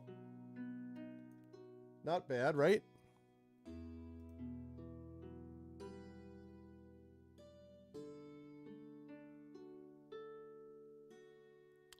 So now we're going to drop it down to a reasonable level.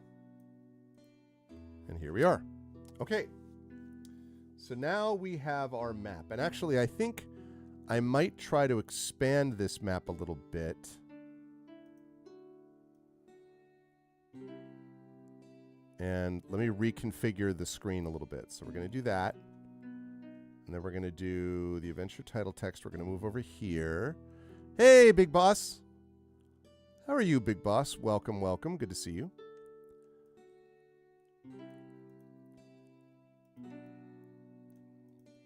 How is everything in the cradle of Western philosophy, the birthplace of much of what the Western world holds dear?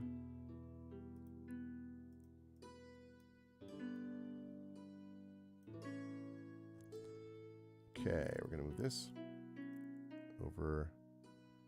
I'm going to put this here.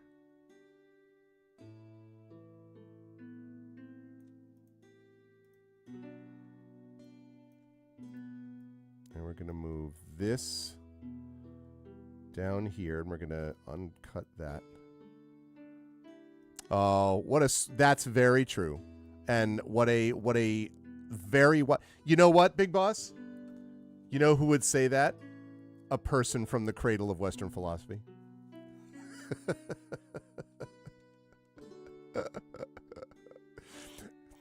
I'm like, what about this? You're like, let me give you a super awesome philosophical comment. I'm like, exactly. Check and mate. We all share the same sky. It's so true. And if only more people recognized that fact, honestly, Big Boss. All right. But more people are beginning to recognize it, I think. Okay. There we go. So now we are set. We have the map expanded a little bit. You will see more of the map, and we are sitting... Welcome back, Jay. We are sitting at the entrance to a cave. We have finally gotten to our adventure map, which is good. And again, we are trying to rescue Jack. We know that Blunderbore has Jack in here someplace, so we're about to see what's here. You have finally reached the entrance to the cave to find a foreboding sign. A pile of rather human-looking bones lies scattered across the entryway. However, you do spot a wooden scroll case within the bone pile. The rest of the cave entrance seems rather normal. The cave paths inside look roughly 10 feet wide and 20 feet tall. Some moss grows near the entrance in craggy crevices, but as the light fades inside, so too, it seems, does life. Okay. All right. Let me change the music up here. We need something a little bit more exploratory. What do you got by way of a cave, tabletop audio?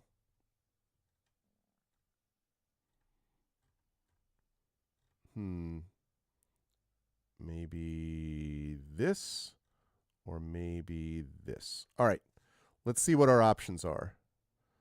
Goblin's Cave.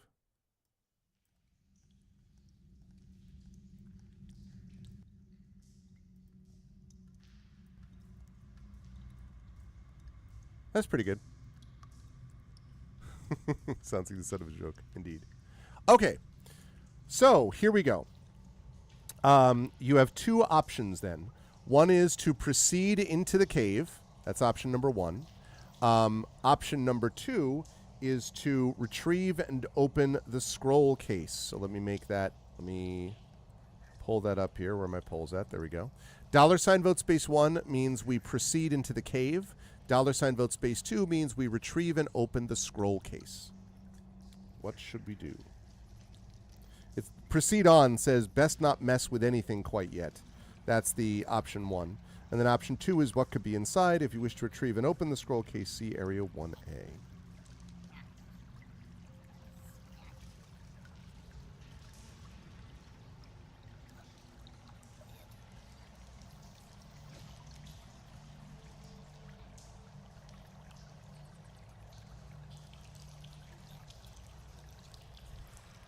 The scroll case could be a trap. Let's pick it up.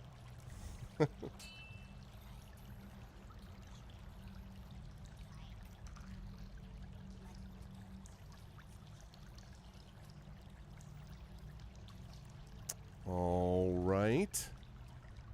Let's see what happens as we move into the last call. $sign vote space 1, proceed into the cave. $sign vote space 2, pick up and open the scroll case.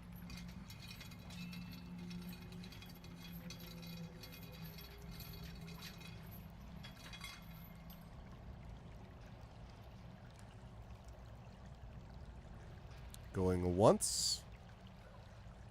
Going twice. All right. Picking up the scroll case. You brush a few bones away to find a standard-sized, for humans, wooden scroll case. You dust off the lid, pop it open, turn it over, and out slides a scroll. You unravel it to reveal a map of a cave system. A cave system, which means I get to reveal this entire area. Kablam! We have found a map. You check the entrance chamber against what you find on the map to discover a match. It seems the map you have found will lead the way. But just before you head in deeper, you notice the bones at your feet have begun to rattle. They begin to form together, creating an animated skeleton. Oh no! All right. It's skeleton time, y'all. All right, so we need to roll initiative. So, Caro, this would be D20 plus 1 for our initiative. Told you it was a trap. Well, you did say nice first, though. You're like, nice. I mean, clearly a trap. Skeletal.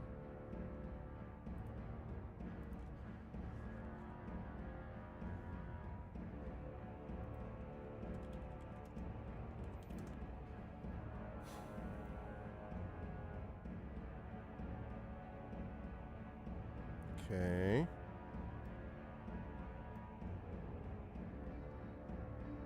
Okay. So we are looking at, there we go, 13, okay. All right.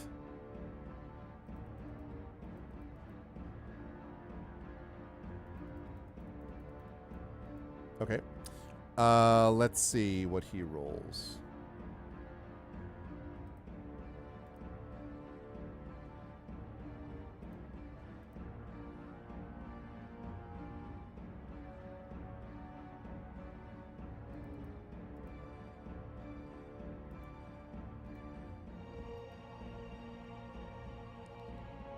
All right, he's going to roll a 9. We rolled a 13, so yeah, so that means that we're going first, which is good. All right, which means we have a decision to make. I should have kept this open. All right, so do we cast?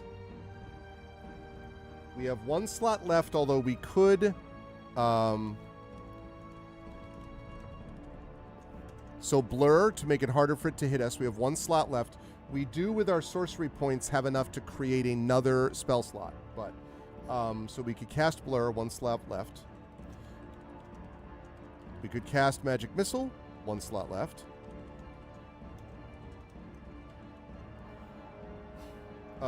We could use...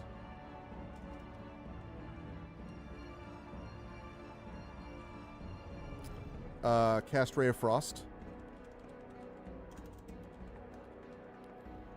We could use our Dragon Breath. We have one uses of those left.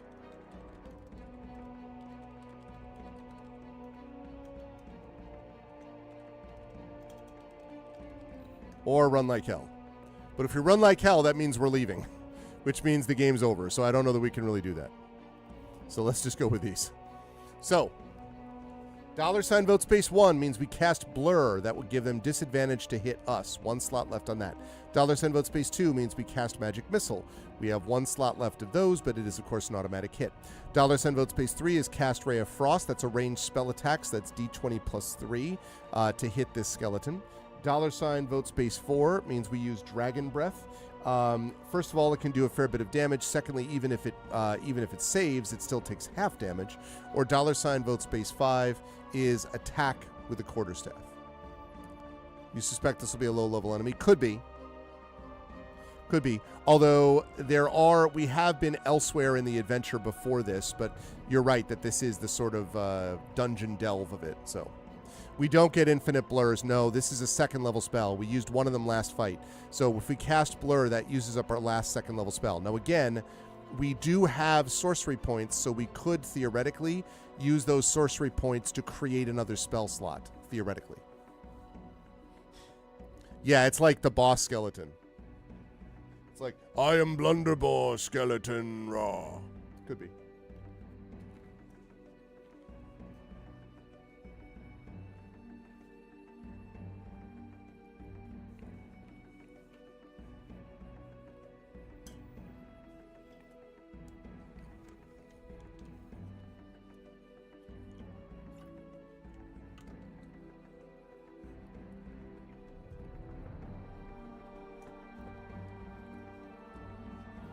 All right, I have a vote for Ray of Frost. I have a vote for attack with quarterstaff.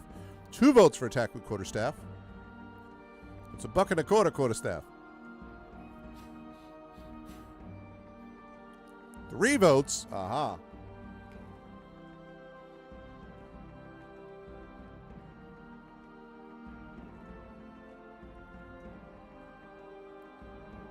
Chat is feeling confident. Oh, also, I'm sorry. Sorry. Give me 1 second to check something.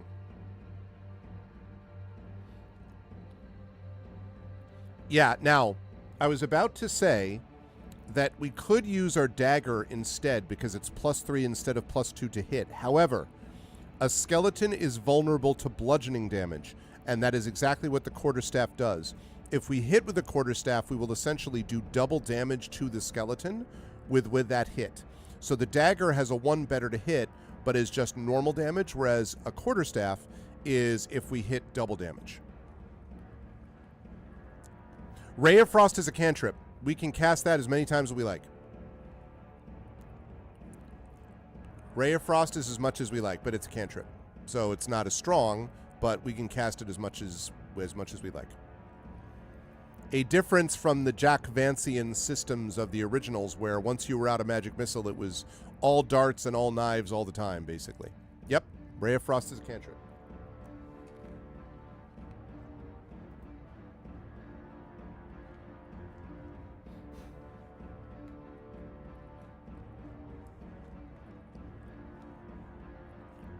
All right, last call. It's exactly. It's a little baby Ray. Yeah, freeze it and shatters. That's fair. All right. Okay, so now, here we go. So, Caro, we are looking at a D20 +2 to hit. D20 plus hit. Let's roll high.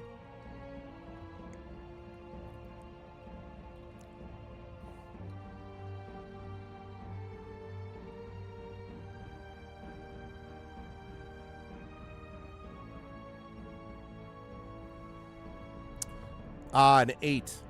That is unfortunately not going to do it. The skeleton knocks the staff out of the way and then heads in to make its own attack, looking at us with great balefulness of purpose.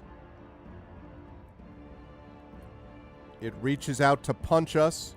Reach out and punch us. Dooba-dooba-dooba-dooba-doo. But it misses. It does not hit us because it rolls a 13 and it needs a 14. So we miss. Or rather, it misses. I mean, we also miss, but... All right.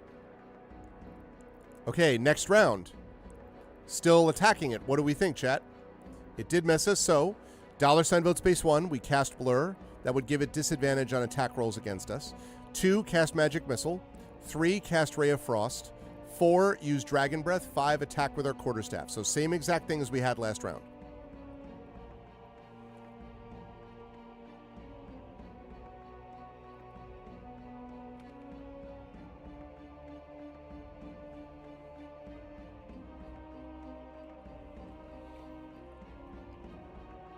Technically, we also could cast Chromatic Orb, but Chromatic Orb is not as useful, I think, as Magic Missile in this case. Because Chromatic Orb...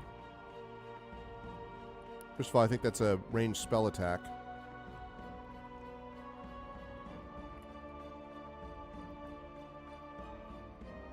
Yeah, it is a ranged spell attack.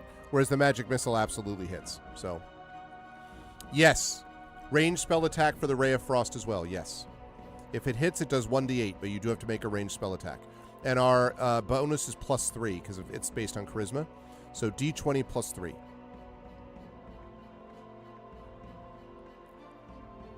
We bonk. We can bonk if we want to. We can bonk this guy's behind.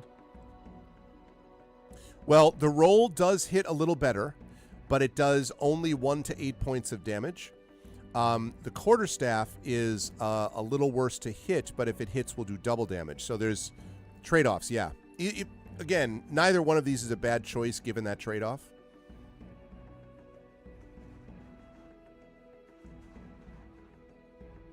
But, like, theoretically, if we hit with a quarterstaff, we could one-shot kill this thing, theoretically. Whereas we definitely won't do that with a Ray of Frost because it has, I think, 13 points of damage. Or 13 hit points, rather. I think. So, yeah, 13 hit points. So. All right, last call, last call, last call. Going once. Going twice. All right. Quarterstaff attack. All right, once more, Caro, we're looking for a d20 +2.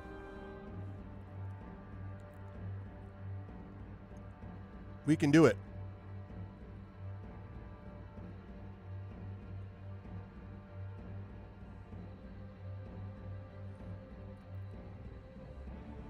I believe in you as well. We all believe in you, Caro. Hey, see? See? All we had to do was believe. All right, now, because it's vulnerable, the quarterstaff is 1d8 bludgeoning damage, but this is 2d8 because it's vulnerable. So 2d8 bludgeoning damage against this thing. Let's smack this thing into next week.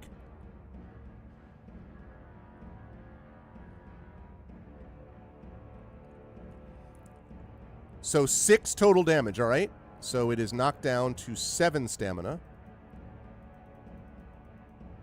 Oops, 7. 7 damage. All right, all right. Well, all right, all right, all right. Okay, now it is going to attack us. Ugh, that is going to hit, though, with an 18.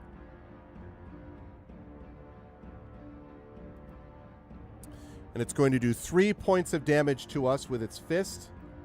Smack.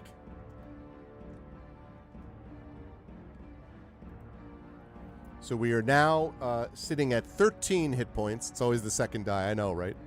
Okay, we're back up to the top of the round. We did hit it, so it's down now to 7 points of stamina. So now, keeping that in mind, what would you like to do, chat? Same options that we had before. That's true, yeah, seriously. Same options we had before. Do we want to cast Blur? Do we want to cast Magic Missile? Do we want to cast Ray of Frost, use Dragon Breath, or attack with the quarterstaff? So it's down to 7 now.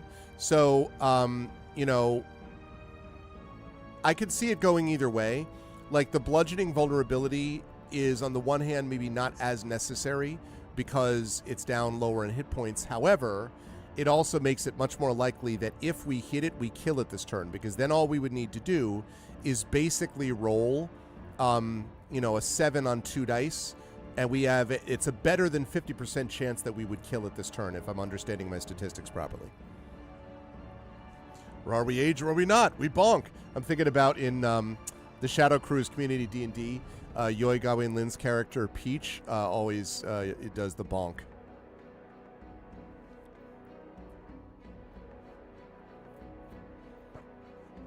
All right, I see people have grown enamored of the quarterstaff. Y'all just want to secretly be Teenage Mutant Ninja Turtles. Which was the turtle that used the staff? Was it Leonardo who used the bow staff? Because one of them uses the blades, right? One of them uses the nunchucks. One of them uses, I think, swords, maybe? Katanas. And then one of them uses the bow staff. I can't remember which one is which, though. It's Donatello that used the staff? Okay. I knew about the staff thing for the interwebs, yeah. For two reasons. One, because I used to read Teenage Mutant Ninja Turtles, and I watched the cartoons sometimes as well. But also because I played the very difficult beat-em-up game, Teenage Mutant Ninja Turtles. It wasn't very difficult if you could just pump quarters into it nonstop, but otherwise it was difficult. And you would fight these creatures, and I always liked the bow staff, although my favorite was the one with the nunchucks. Mostly because that was what Bruce Lee used, and I was a big fan of Bruce Lee. Still am to this day. All right, we're attacking with the quarterstaff. All right, Caro, one more time. Second verse, same as the first. Let's hit this thing. Let's blow this popsicle stand.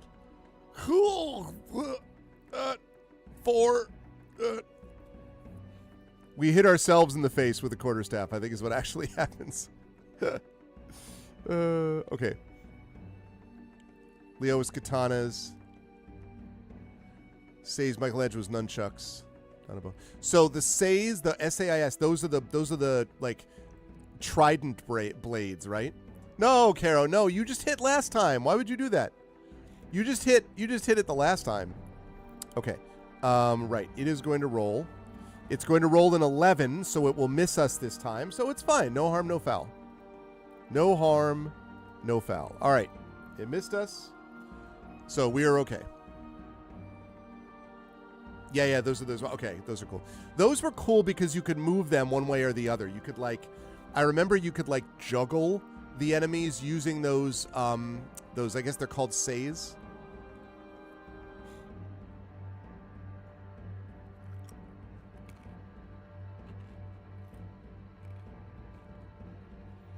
I want to note, nobody said to Caro that they believed in him before this last roll where he missed. Whereas the turn before, J-Rab did say that he believed. Sais, is that what it is? Okay, Sais, okay. Sais. That's cool. I don't think I knew that's what that was called.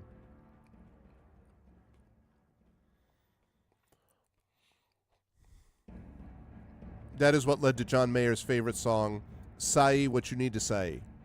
Say what you need to say. Say what you need to say. Say what you need to say.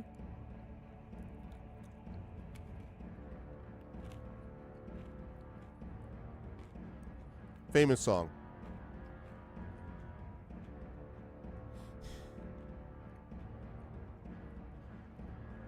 Yeah, it's true. Can we just kind of put scraps of leather armor on them or something? All right, last call on this attacking with the quarterstaff thing.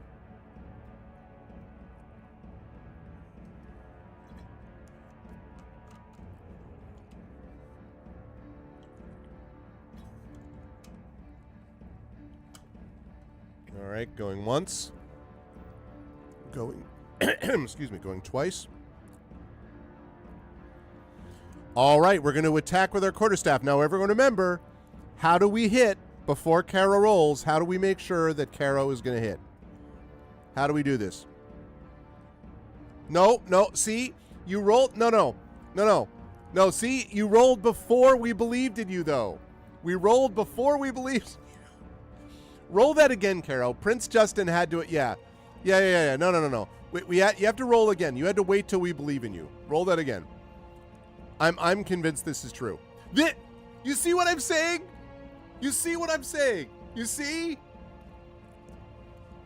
Prince Justin believed, and pow. That is a metaphor for life, by the way. Don't jump into something. Wait for someone to believe in you. No. I said we need to be able to believe first before the roll. That's not a re-roll. It was not an official roll yet. All right, so we're going to roll a D8. 2D8 because of bludgeoning for this one, Carol. Normally, of course, I would not allow a re-roll. This is different, though. We said I was making a point about belief.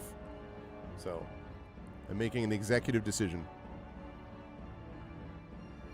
Yes, that's true. And we believe in you on this damage roll also. A note of protest. What are you, representing the skeleton? Listen, Arv, I have a bone to pick with you, okay? Okay. 5, which I think, how much is that left on the guy? I don't think that's quite enough, is it? He's down to 2. Okay, 2. Okay. Not quite dead, but he's down to 2. All right. So now he is going to attack us again. He rolls a 7. He is rolling terribly. My last rolls have been 13, 11. I had 13, then I had 18, which is the one he hit us, then an 11, then a 7. So far so good for the home team, as they say. All right, so here we go. Top of the round, the skeleton's really messed up. So do we want to, again, cast Blur? Magic Missile, Ray of Frost, Dragon Breath, or Quarterstaff. Now, this time, remember, though, chat, remember, if you say attack with Quarterstaff, we're going to give you an option between Quarterstaff and the dagger because, or Ray of Frost for that matter, because don't forget, now we don't have the bludgeoning damage issue anymore because it's only got, what has it got, 2 points left? So, I mean, I guess you could argue that if you roll a 1 on damage, then it will still be dead because it would have a minimum of 2, I guess, but it's less likely to hit. So I am going to give you the option, if you vote for Quarterstaff, to see if you want to attack with daggers, because daggers won't do as much damage, but you have a +3 on the dagger attack instead of a +2. I mean, listen, I don't blame you for liking a Quarterstaff. Also, that is fair. Yeah. But I totally understand. Ray of Frost is the same logic, by the way, because it's also a +3. So either one's the same. So if people want to do the Ray of Frost instead of the thing, because you have a slightly better chance to hit, but it will be less damage, but he also has less damage to be done to him. So, up to you. We could also cast Magic Missile, which guarantees that he dies, but that uses up the last slot. Or we could cast Dragon Breath, which even on a save, he would still take half damage. So again, he dies, but that's only one use. We only have one of those, so you can't bonk with a knife.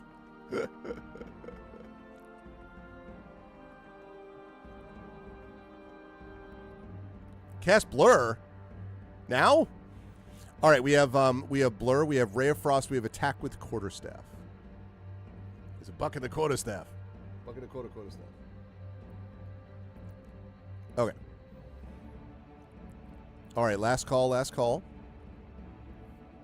And as I say, both good options, but it is, since the hit points are down low enough, you know, there is some reasonable logic to this other approach. I'm unmobile. No, it's fine. I thought for a minute that you were going to be our resident dragon spear for the afternoon, Echo, where you're going to be like, here, have this. Okay, going once. Going twice. Okay. All right, Ray of Frost it is. So this one is D20 plus 3.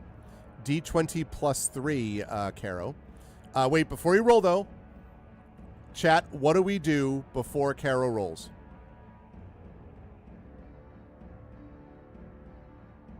There you go. All right, good. Now you can roll. Someone has believed in him.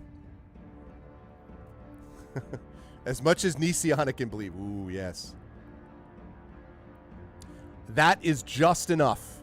Literally on the number. Just enough. So, good stuff. Now we just need damage. So, go ahead and roll 1d8. Hey, what's up, Trippin? That's all right. It's just enough. It's on the number. It's okay. You're rolling just a straight 1d8 for this one. We believe in crits. Yeah, I wasn't sure. It might be something different. Hey, a 6. And down goes, as it says in Pokemon Stadium, there goes the battle.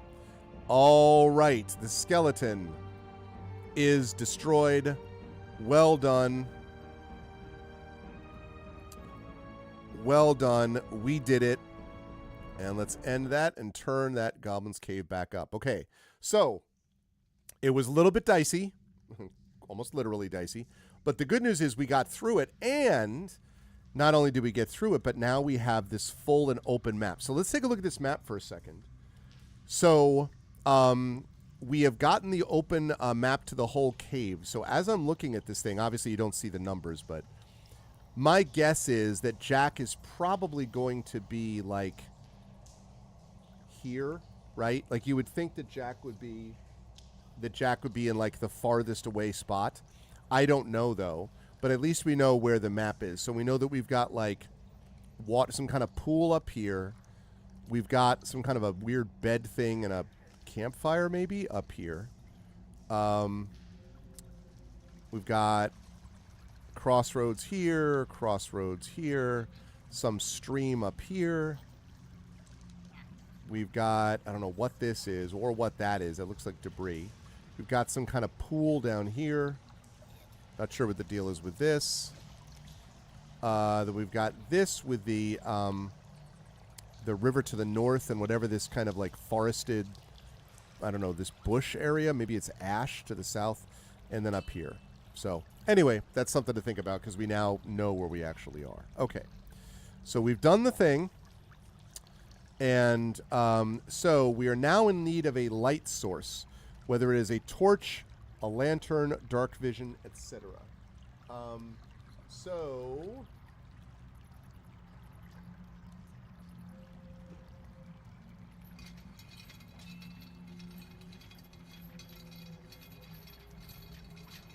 yeah, we do not have we do have a torch though. So we can use a torch. So we have like ways to light ourselves up. All right, so we got a torch. That's right, I know, and I was wondering about that myself, Jay, but we'll figure it out, I guess, when we get there. Okay, so we're holding aloft a torch, right? So you walk 70, 80, 90, 100 feet further into the cave. The light has now faded, and the cold of the earth has set in. You pause for a moment before a small pond just in front of you. That would be there. Ahead on a pedestal, let me zoom in. Ahead on a pedestal is a golden statue of a chicken. Perhaps a rooster? Ah, a golden statue of a hen rests upon the pedestal. A quick investigation of the water reveals it to be relatively shallow with a depth of only about a foot. So do we want to proceed deeper into the cave or do we want to investigate the hen? All right, chat. $ vote space 1 means we proceed deeper into the cave. $ vote space 2 means we investigate the hen. Yeah, no, not a head on a pedestal, a hen.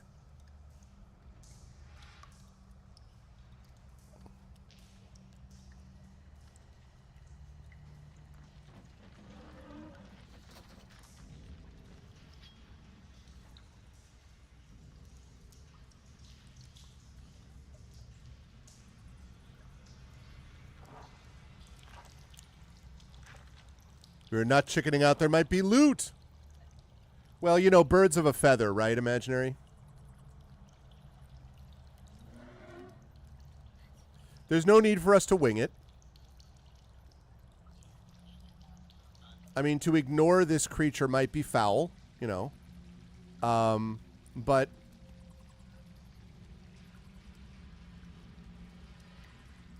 it's not like we're going to hunt and peck. I mean, we just, you know.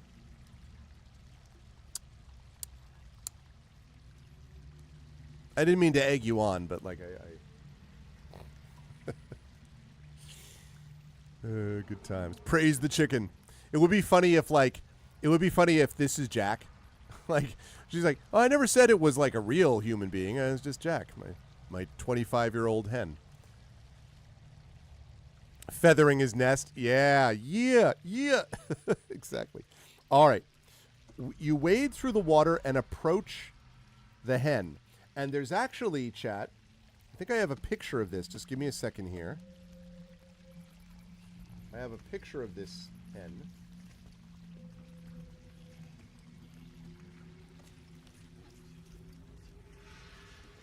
Hang on just a second.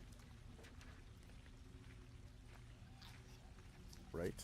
There's here, this, crop, save as,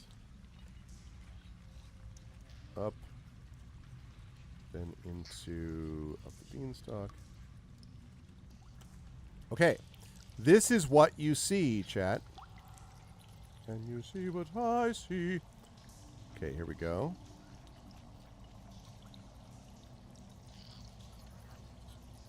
Hang on. Here we go. Yeah. That's right. It's a hen. Blood sacrifice to pacify the dark hen god. We need to save the chicken. Who put the board? There it is, right? There's the hen. You wade through the water and approach the hen. Upon closer inspection, you find that the hen seems to be melded into this white marble circular pedestal that reaches out of the ground below. There are no etchings, runes, or other markings of any kind anywhere. Simply a plain golden hen. All right, now we're going to see whether we have an item. And we do not have an item that it says. So that means we have two choices, which is that we can either touch the hen, what's the worst that can happen, or leave. So, chat, do we... $sign vote space 1, we touch the hen. $sign vote space 2, we leave. What are we doing? We touching the hen, or we leaving the hen? $sign vote space 1, touch the hen. $sign vote space 2, leave the hen.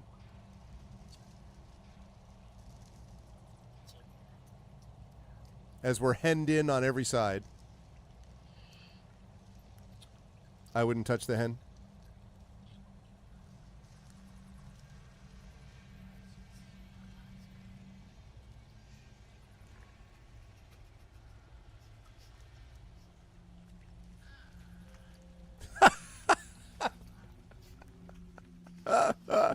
I love how every one of you is like, nope, nope. We want to see what the hen is. We are not touching the freaking hen. This is cursed. This hen is cursed. We are cursed to be thinking of touching the hen. This looks hengerous, as Imaginary says. We might get henpecked, as Prince Justin says. That's hilarious.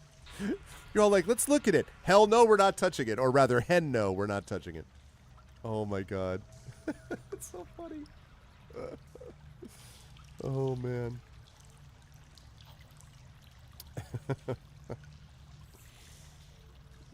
All right.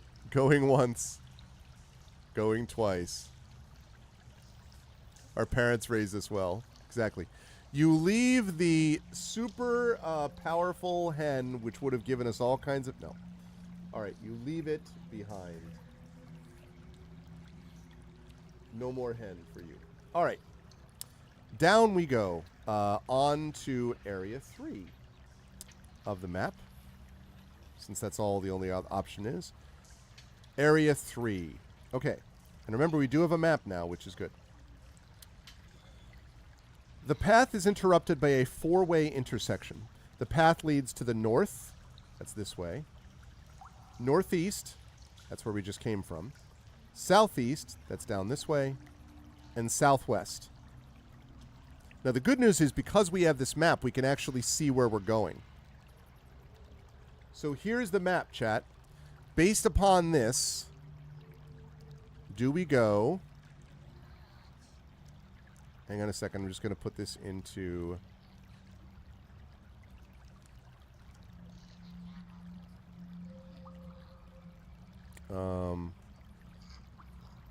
There we go. Up the beanstalk. Combat pole. Okay, I'm saving the pole. Then I'm clearing all. So, should we go north? That's up towards Area 5. Do we go northeast? which is back where we came from. That's area 2. Do we go south? That's area 4.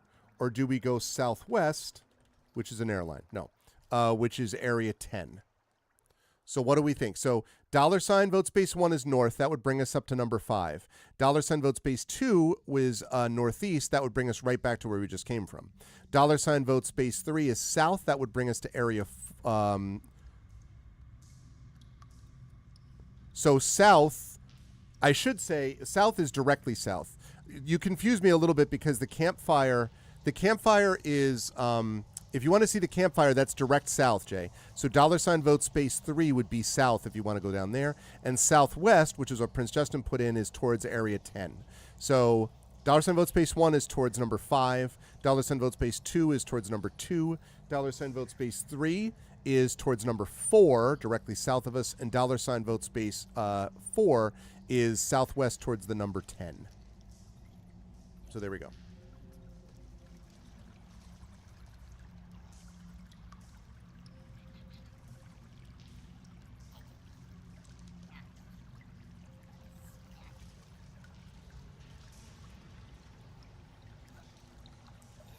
Let's see the sorry remains of the fellow who did indeed touch that chicken.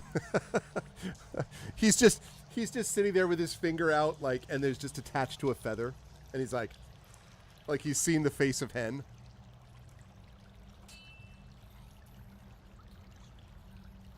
I want you all to know that Sherbert right now is lying on the floor of my office and is like out of range of the camera and is very nervous about what you're all deciding to do.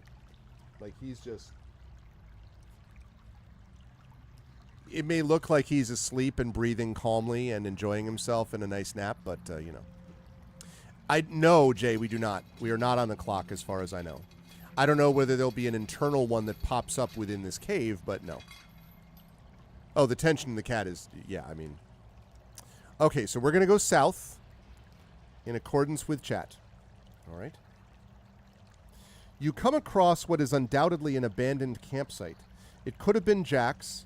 It could have been another's, but what you do know is that it has not been used for many years. But no advanced investigation is required to discover a potion of healing buried within a backpack tucked into the bedroll. How odd that it was there. Perhaps someone hid it on purpose. No matter, it is yours now. When you are ready, you can return to 3. See? There you go. All right, totally worth it. So that means that we have a second. So we're back to having a second potion of healing. We have 13 out of 23. Okay, so the question is, chat, since we have 13 out of 23, you could just tell me this. We don't need to do a vote for this one. You can just tell me in chat. It makes sense to use the potion, one of those potion of healings now, right? Because we're out of hit dice, so we can't get anything from a short rest. We're not going to be able to do a long rest inside this cave. If you do 2d4 plus 2, maximum would be 10 points, which would bring us back to our current maximum. So it makes sense to just use the potion of healing, right? Because we have a second one already. You know what I'm saying? Yeah, but well, it does not say that we're allowed to do a long rest here. Presumably, Jay, it's likely we would get interrupted.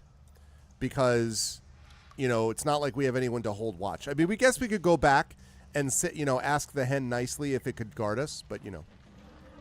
Yeah, otherwise we would. I wonder if we have a really, maybe it's like fine wine imaginary, you know what I mean? Okay, so we're going to use the potion. So, Caro, could I have you roll? First of all, just to be clear, I'm sure we all believe in Caro. But could we get 2d4 plus 2, please, to see how much gets healed of this potion that we just discovered? What's the worst that could happen?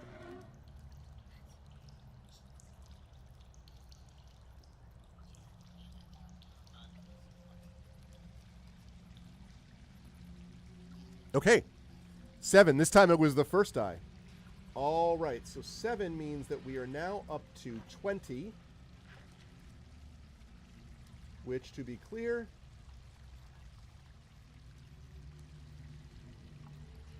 oops, no.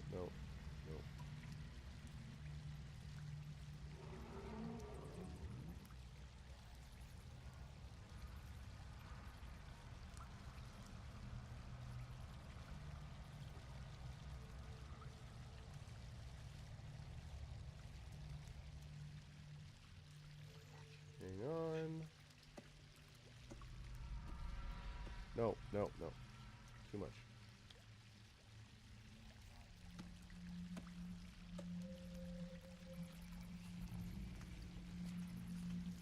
Oh, too much. Alright, that should be fine. So our current hit points are going to be...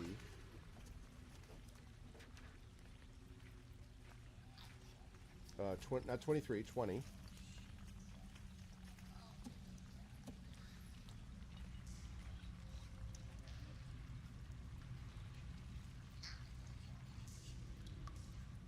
Lovely. Okay. It's angry that we got rid of the potion miscibility table. Oh my god, I do remember that table. And yes, that was scary times. I haven't thought about that for a long time, the potion miscibility table. Okay. So, now, chat, we're going to go up top. We probably are going to have... We're going to be here for another 10 to 15 minutes, I would guess, before I have to start getting ready, before we have to have our final vote for the Chat Shows Game of the Month. So about another 10, 15 minutes or so. So, we're going to move ourselves up here, having found what we needed.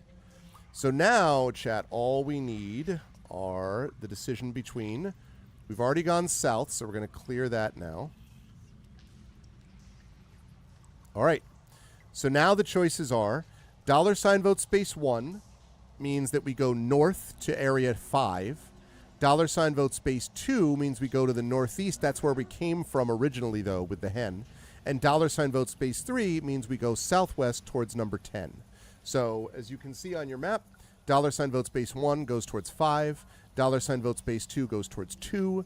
And $ vote space 3 goes towards 10. I'm not coming anywhere near that chicken. The chicken is super cursed, according... It's so cursed. So incredibly cursed.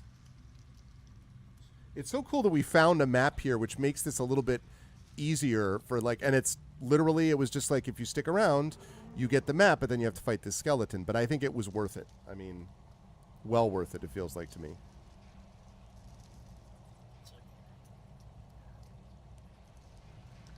All right, I'm going to last call this because it looks like people are pretty determined to go southwest.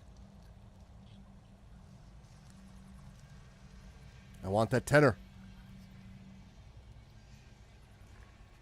All right, going once. Oh, I already did last call, sorry. Going twice. Double last call. Went to my 4. Yeah, I mean, I can also understand wanting to, you know, like move towards the main, you know, event. If assuming, and again, I don't know because I didn't read this, obviously. Like, I don't know if that area is where Jack is being held. I'm just taking a guess. All right. So we're going to go southwest towards number 10. Okay. So the path is interrupted by a 3-way intersection. Okay. Path leads to the northeast, southwest, and south. All right. So you can all now see, as I move this over a little bit, what we're looking about now. So, I move this up here. Okay, so we can move to the northeast. And the northeast is going to bring us back to area 3. We could go to the southeast.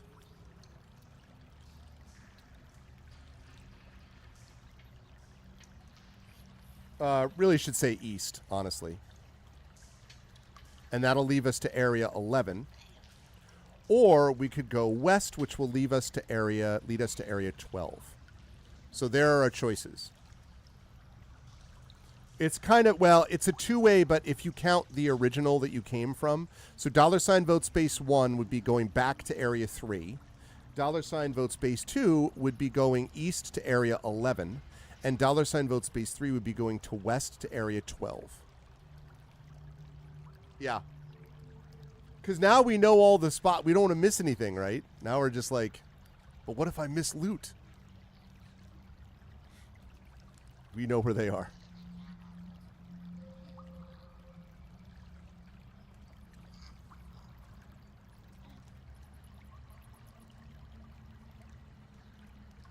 Okay. All right, last call for this one.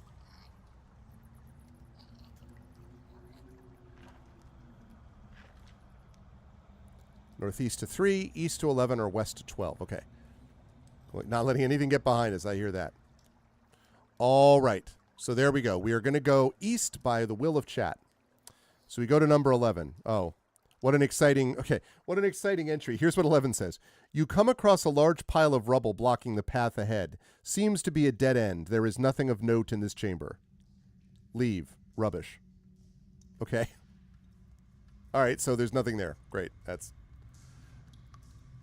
I see how it is. All right. We will need every last thing. Wah, wah. All right. So now we're back at 10. So $ vote space 1 is back to area 3, and that's northeast to 3. $ vote space 2 is west to area 12. So $ vote space 1 is northeast to 3. $ vote space 2 is west to area 12.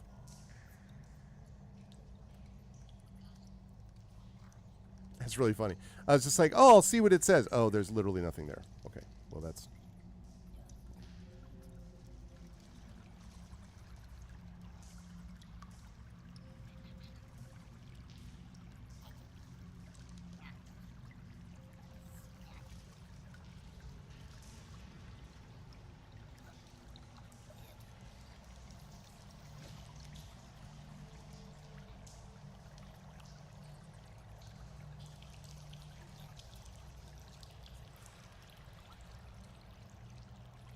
Okay.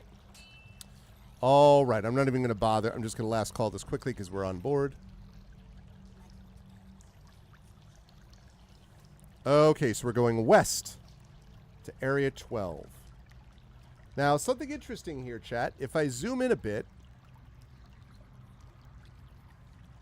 here's what it says. Entering this chamber, you find a unique discovery in the southwest corner. You pause for a moment before a small pond just before you. Ahead on a pedestal is a golden statue of a chicken. Perhaps a rooster? Ah, a golden statue of a hen rests upon the pedestal. A quick investigation of the water reveals it to be relatively shallow with a depth of only about a foot. It's another hen. Oops, sorry, wrong one. Die hen with a vengeance. Okay. So now the question is, do we go, now that you've seen that, let me zoom out a bit.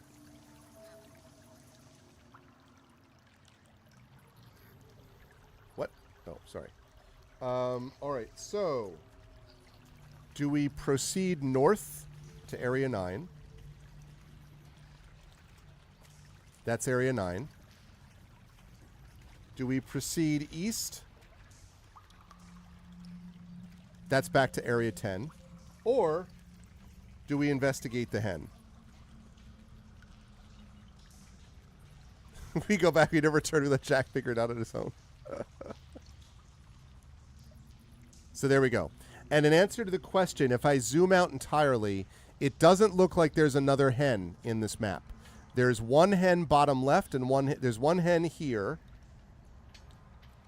Let me move that over a little bit. There's one hen here, and there's one hen here. And it looks like those are the only two hens in this map. There might be a chance we have to touch both hens. So what do we think? $ vote space 1, we proceed north. That's number 9 on your map. $ vote space 2 means we proceed east. That means we go back to area 10 on your map, where we came from. And $ vote space 3 means we investigate this hen.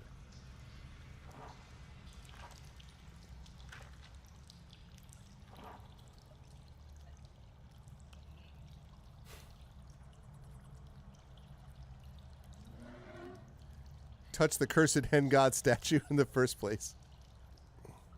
That is true. We did get prompted. That is right. But that was the first one. This does not give us that option yet until we get to the investigate part.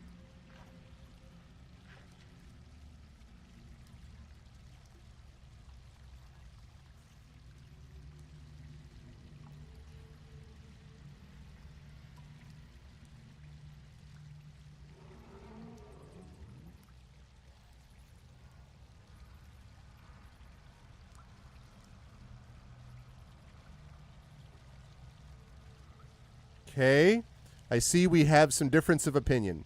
People are like, I don't know, cursed hen. Other people are like, hey. trying to egg us on. We don't want the yoke to be on us, you know. Sort of a shell of our former selves anyway. We don't want to be scrambling for things. This game will be over easy, you know. Someone else might poach this thing, and there is no third hen statue north. No, doesn't look like it. This is only the 2 statues of hens on the map. I don't think so. I don't think there's one up here. Let me see. I don't think there is, although it's a little hard to say because the map is not super detailed, so like it's super pixelated. I guess there could be, but it doesn't look like it. And there's definitely not a hen over here, which is the other area with water. It's under the bed. Yeah. All right, we got a tie vote, chat. What are we going to do? Closing in on our last vote of the day, so what's it going to be?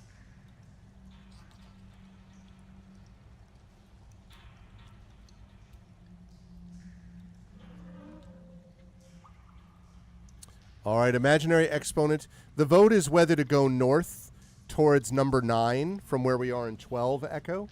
That's 1. To go back east is to go back towards number 10. And $sign vote space 3 is to investigate this hen, which looks like the other hen that we found before. So that's what we got. All right. We're going to last call this. We're going to investigate the hen. All right. When we wade through the water and approach the hen, upon closer inspection, you find that the hen seems to be melded into this white marble circular pedestal that reaches out of the ground below. There are no etchings, runes, or other markings of any kind anywhere, simply a plain golden hen. Now it says to touch the hen is choice 1. If you have the bag of holding found in this adventure in inventory, which we do not have, so it's just touch the hen or leave. So simple vote. $sign vote space 1 means we touch the hen. $sign vote space 2 means we leave. Last time you all bailed out on the cursed hen, as you saw it on the other side. $sign vote space 1 is touch the hen. $sign vote space 2 means leave.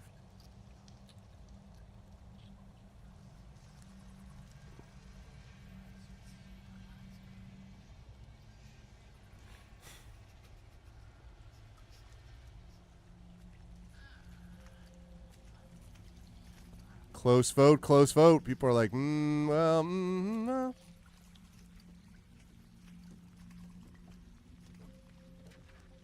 This hen is as henny as that hen, unless we must have.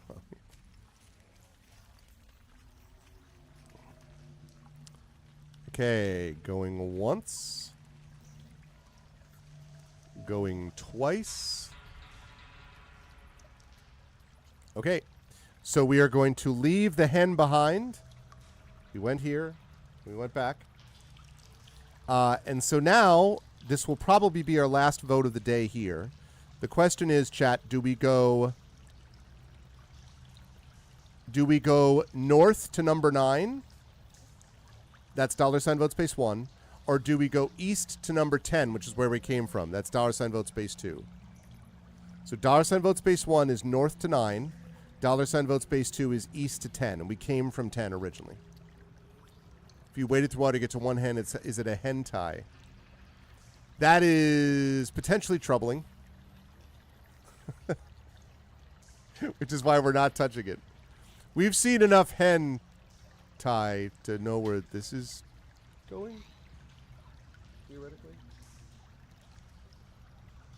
Every so often I have this experience of looking around and having a double take where I feel like all of a sudden my cat has, vanished and become another cat. But this is just the second cat. So Sherbert was up here, then he went back downstairs. I looked over, and here's Ganesh. Hey, Ganesh. You gonna stay up with us? Blink.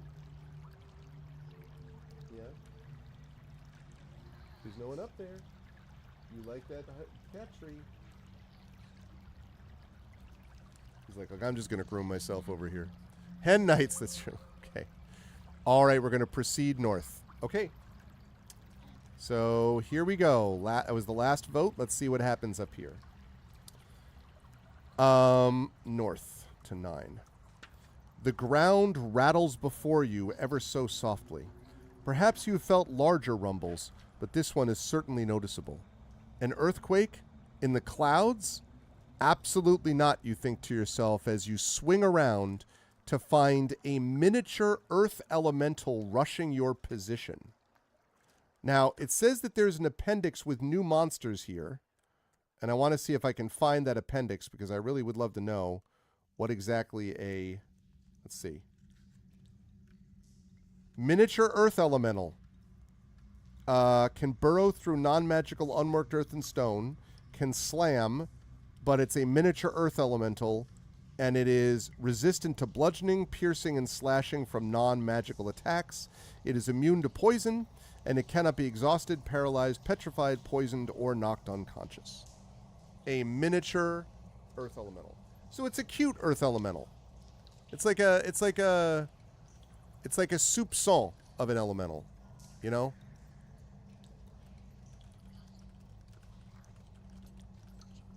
I'm curious if it has this. No, okay, I didn't think so. So, you know, then what about this?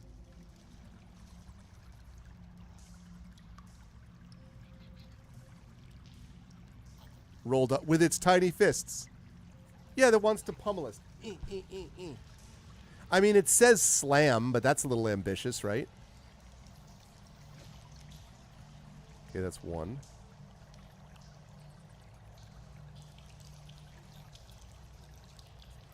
Let's see.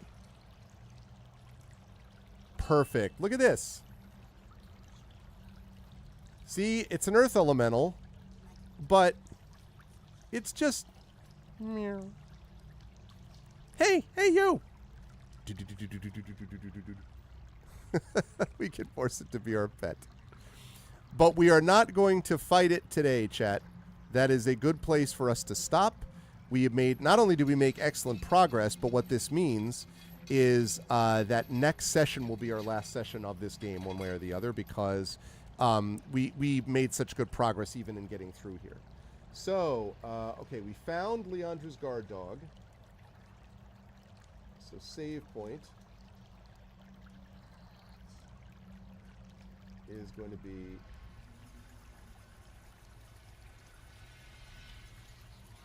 Chapter 4.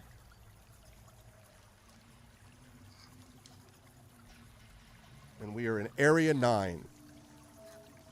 My pleasure. Thank everybody for being here with this.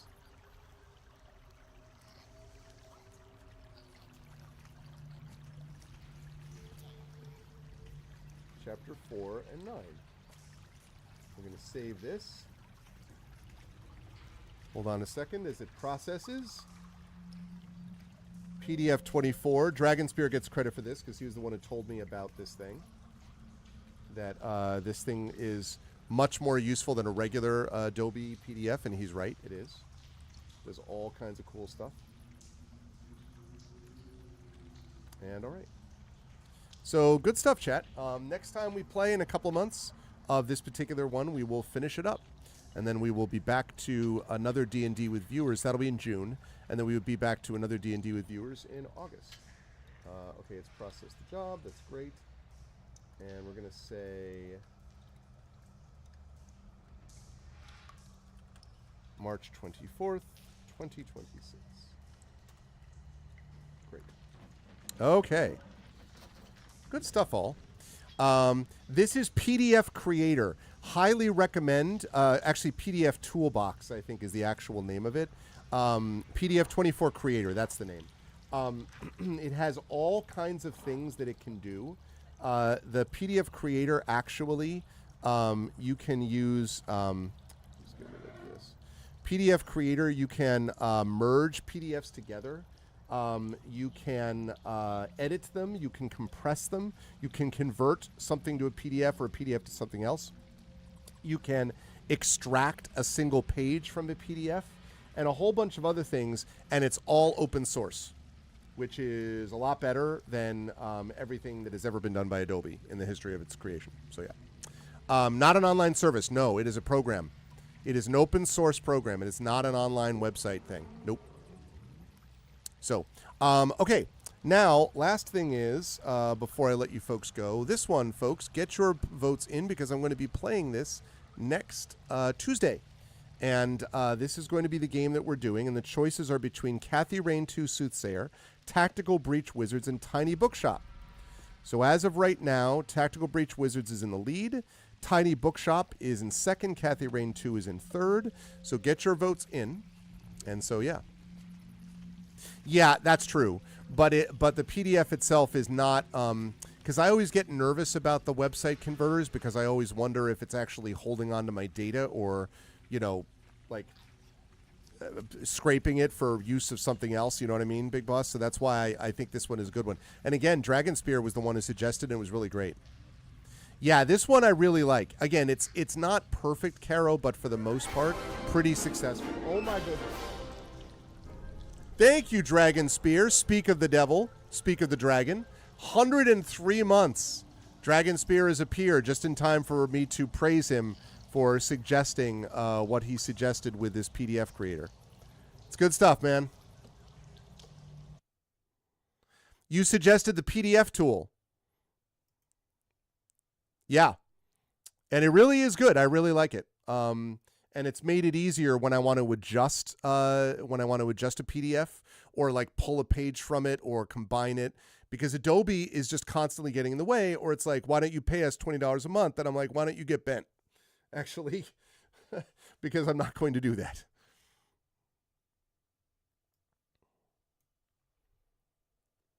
Yeah, I mean, that's the thing. I think like I'm very impressed with all that it's able to do, basically what it's capable of doing. Pretty successfully. So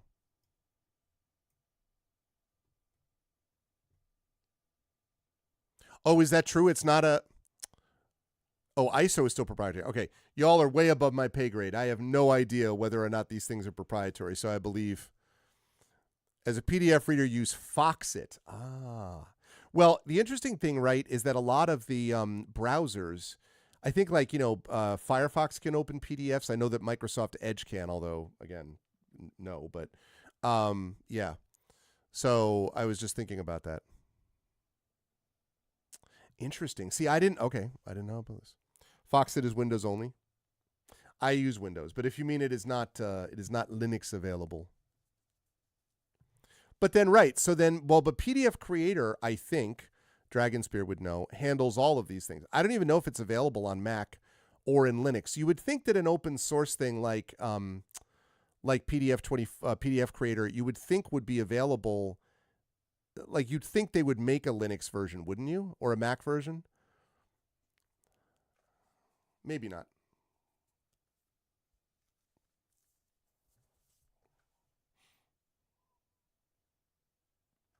Okay, so last call, everybody. Going once on that next game. Going twice on the next game.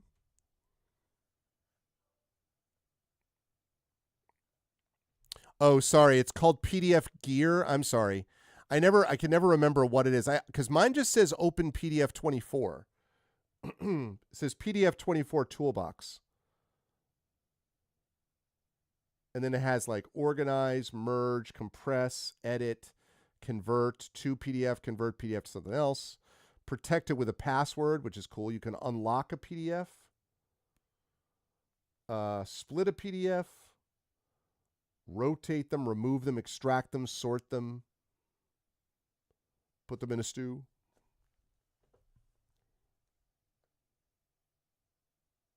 Oh, PDF 24, that plus tools. Ah, okay. Interesting, yeah. It's too bad about the other, but I really, ever since Dragon told me about it, it really is useful. So I have used it for PDF things. Okay, going once, going twice. All right, chat, we are sold. Close vote, but Tactical Breach Wizards is going to win. So Tactical Breach Wizards, I will play next Tuesday. Looking forward to giving it a shot. Just beating out Tiny Bookshop and Kathy Rain 2 Soothsayer. But fear not, you can nominate those again in future months. Like I've said many times, almost always when these get nominated multiple times, eventually they win. Eventually I play them. So you can feel free to keep doing that, but it's going to be Tactical Breach Wizards next Tuesday, which should be a good time. Because this is the final vote. Yeah, we do, because we started it last week, so this is the final vote. Yeah. So there we go. Good stuff. And I had fun today, and I'm glad we had fewer numbers at the beginning, but then we started picking it up, so that was good. So thank you all for doing that. For those of you who are not here, so we are heading over at 4 p.m. today to GOG.com to play Evoland. Let me just confirm something, by the way. Hold on a second. Let me just confirm.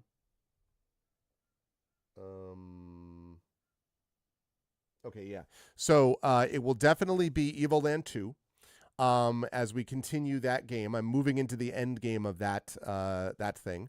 And then I will be off tonight. Wednesday I'll be off as well. I got a lot of work to get done. Thursday I will be back with Winterboro. And Saturday will be more Winterboro, and Saturday will probably wrap up Winterboro, I think. Especially if I eat my Wheaties on Thursday, then we should be able to wrap up Winterboro on Saturday. And that's cool because the next game up on the list to play, video game-wise, is Super Mario RPG from Square. Everyone has always talked about what a cool game it is, and I never played it. So for the first time, I'm going to play an actual, legit, not just Mario being Mario, Super Mario RPG. I'm going to be playing next, which is going to be cool. So that's going to be fun. But right now, I'm going to head over to GOG.com at the top of the hour to play Evoland 2. So I am excited about that. So with all of that said, no, Super Mario, not paper RPG, no, a video game RPG. The Super Mario RPG was remastered for Switch and maybe also Steam now that I think of it, but it came out a while ago and has been remastered since. So I have never played it. And I've been thinking about giving it a shot, and I'm going to have the chance to do that since I've never had a chance to play it. So, yeah. So, but I'm going to get ready now for my stream in about a half hour. So if you liked what you saw and heard today, I hope you will consider following the channel. I hope you will check out my YouTube with !ArvTube. Oh, no. I have also played Paper Mario. I've also played Paper Mario, which is a good game, but I've played that already. Hold on one second.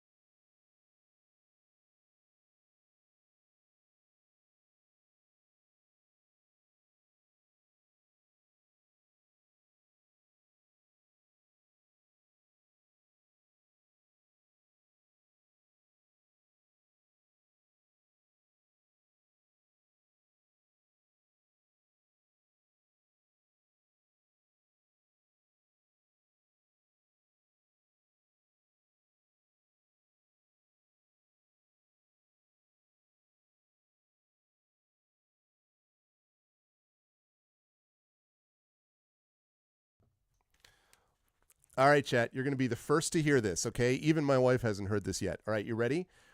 Are you ready for the news? This is news. Little Arv news is what this is, okay? This is Little Arv news. I need to make sure that she's not listening. Okay. All right, chat, are you ready? Are you ready for the Little Arv news? No, I'm not getting married again. It's my daughter. Sizzling hot. Okay, so you all know that my daughter has been applying to colleges. She applied to 15 schools.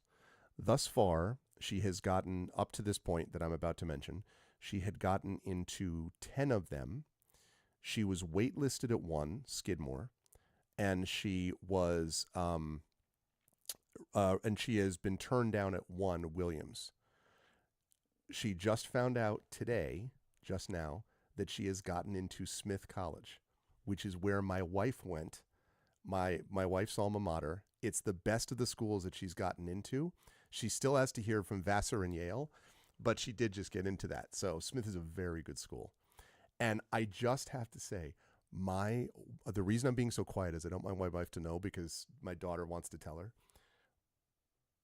My wife who went to Smith was like, I don't know, I'm really nervous because of this, that, and the other. And I said, my daughter is an exceptional student. You're forgetting the fact that she got into UConn, which is where I went.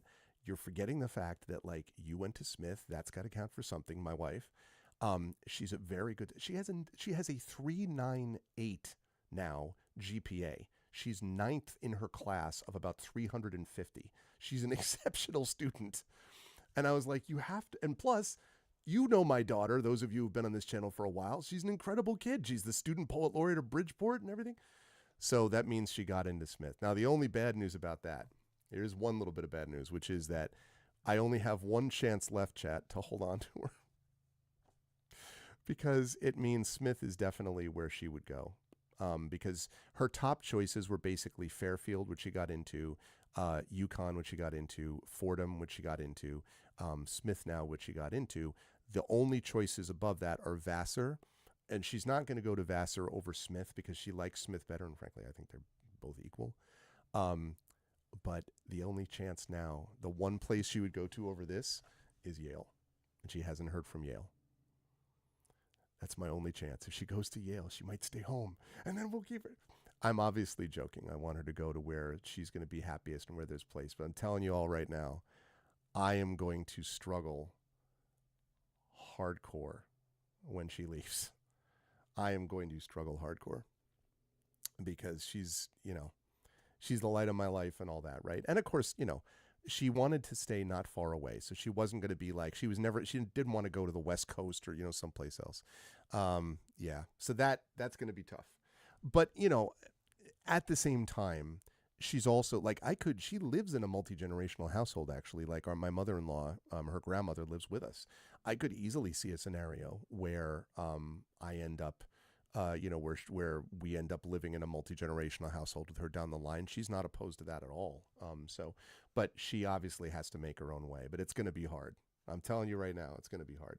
But that's great news because she's not now. Smith College is I'm being quiet because I don't want to reveal any. I don't want my wife to know until my daughter tells her.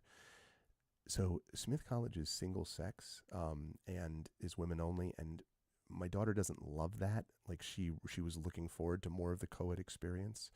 But the thing is that Smith allows you to take classes at what are a bunch of other schools in Western Massachusetts. So like UMass Amherst, Mount Holyoke, and a bunch of other these ones. She also got into Mount Holyoke. But Smith is frankly is a little better and it's cheaper. So there's that. But beyond that, it's a very good place. I mean, like, it's a very, very good place. It's a quality place. Sylvia Plath, the famous poet, went to Smith. Obviously, I married my wife who went to Smith. Smith is a very good place, but it's sort of striking to imagine how things work in a certain direction, and what the options are that are available one way or the other. Boy. And we knew that she was going to be, they had announced that they were going to be saying it today. March 24th was the date. And my wife was super nervous because obviously my wife isn't going to be like, how dare you not go to my alma mater, like wherever she wanted to go. Right. But, and she already had a huge success. But again, like 15 schools, she's gotten into 12, been waitlisted at 1 and rejected at 1. No, is this right? No, she's gotten into 11, waitlisted at, well, yes, I'm sorry. Gotten into 11, waitlisted at 1, which is Skidmore, which she's not going to go to now because she'd rather go to Smith. Gotten into 11, gotten into 10, waitlisted at 1. No, gotten into 11, waitlisted at 1, and rejected at 1, and waiting to hear from 2. So, super proud of her. It's a lot different from my experience, I'm here to tell you. I applied to a grand total of 2 college, undergraduate schools, actually 3, and I got into all 3. I'm here to tell you that University of Hartford, University of Connecticut, and Drew University are not the same as those others. As it turned out, I became a good student literally my freshman year of college, and it was just much better for my mindset, and the teachers were better and everything. And so I became an exceptional student once I got to college. And that's why in graduate school I was able to, I went to Brandeis, which was a top program for my doctorate, but I was not that way undergraduate. And so she's given herself so many choices and options now that it means that she has a real, available panoply of things that she's able to do. She's also going to be taking a gap year, by the way. So she's going to be home for a year with us, which is going to be important also. Because the other thing I'm thinking about, and I'm sorry I'm taking all this extra time, but I'm excited since she just called me about it, is the effect on her brother. Everybody talks about the empty nest effect for the parents and like how the parents deal with it. And as I said, that's going to be a struggle for me and certainly for my wife too. But it's also a struggle for her brother because Mini Arv, and little Arv, like they love each other, right? Like that's going to be hard for him. So honestly, her being around another year, it's going to be easier for him to deal with this when he's 10 going on 11 than when he's 9 going on 10. Actually, she would be September, so he'd be 10 by then. So it'll be easier when he's 11 than when he's 10. To do that. So anyway, so you all were the first to hear it. Now you're not allowed to tell my wife, okay? No one go find Mrs. Arv.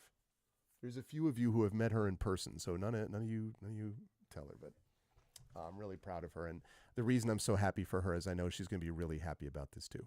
So now, let's go Yale, girl, because actually Yale is her absolute top choice because she loved Yale. Like, and she was like, and Dad, it has so many resources. I'm like, well, yeah, it's only like this one of the top 2 universities on earth. Like, So anyway, hey, Mrs. Arp, can you hear me? God damn it, Dragon.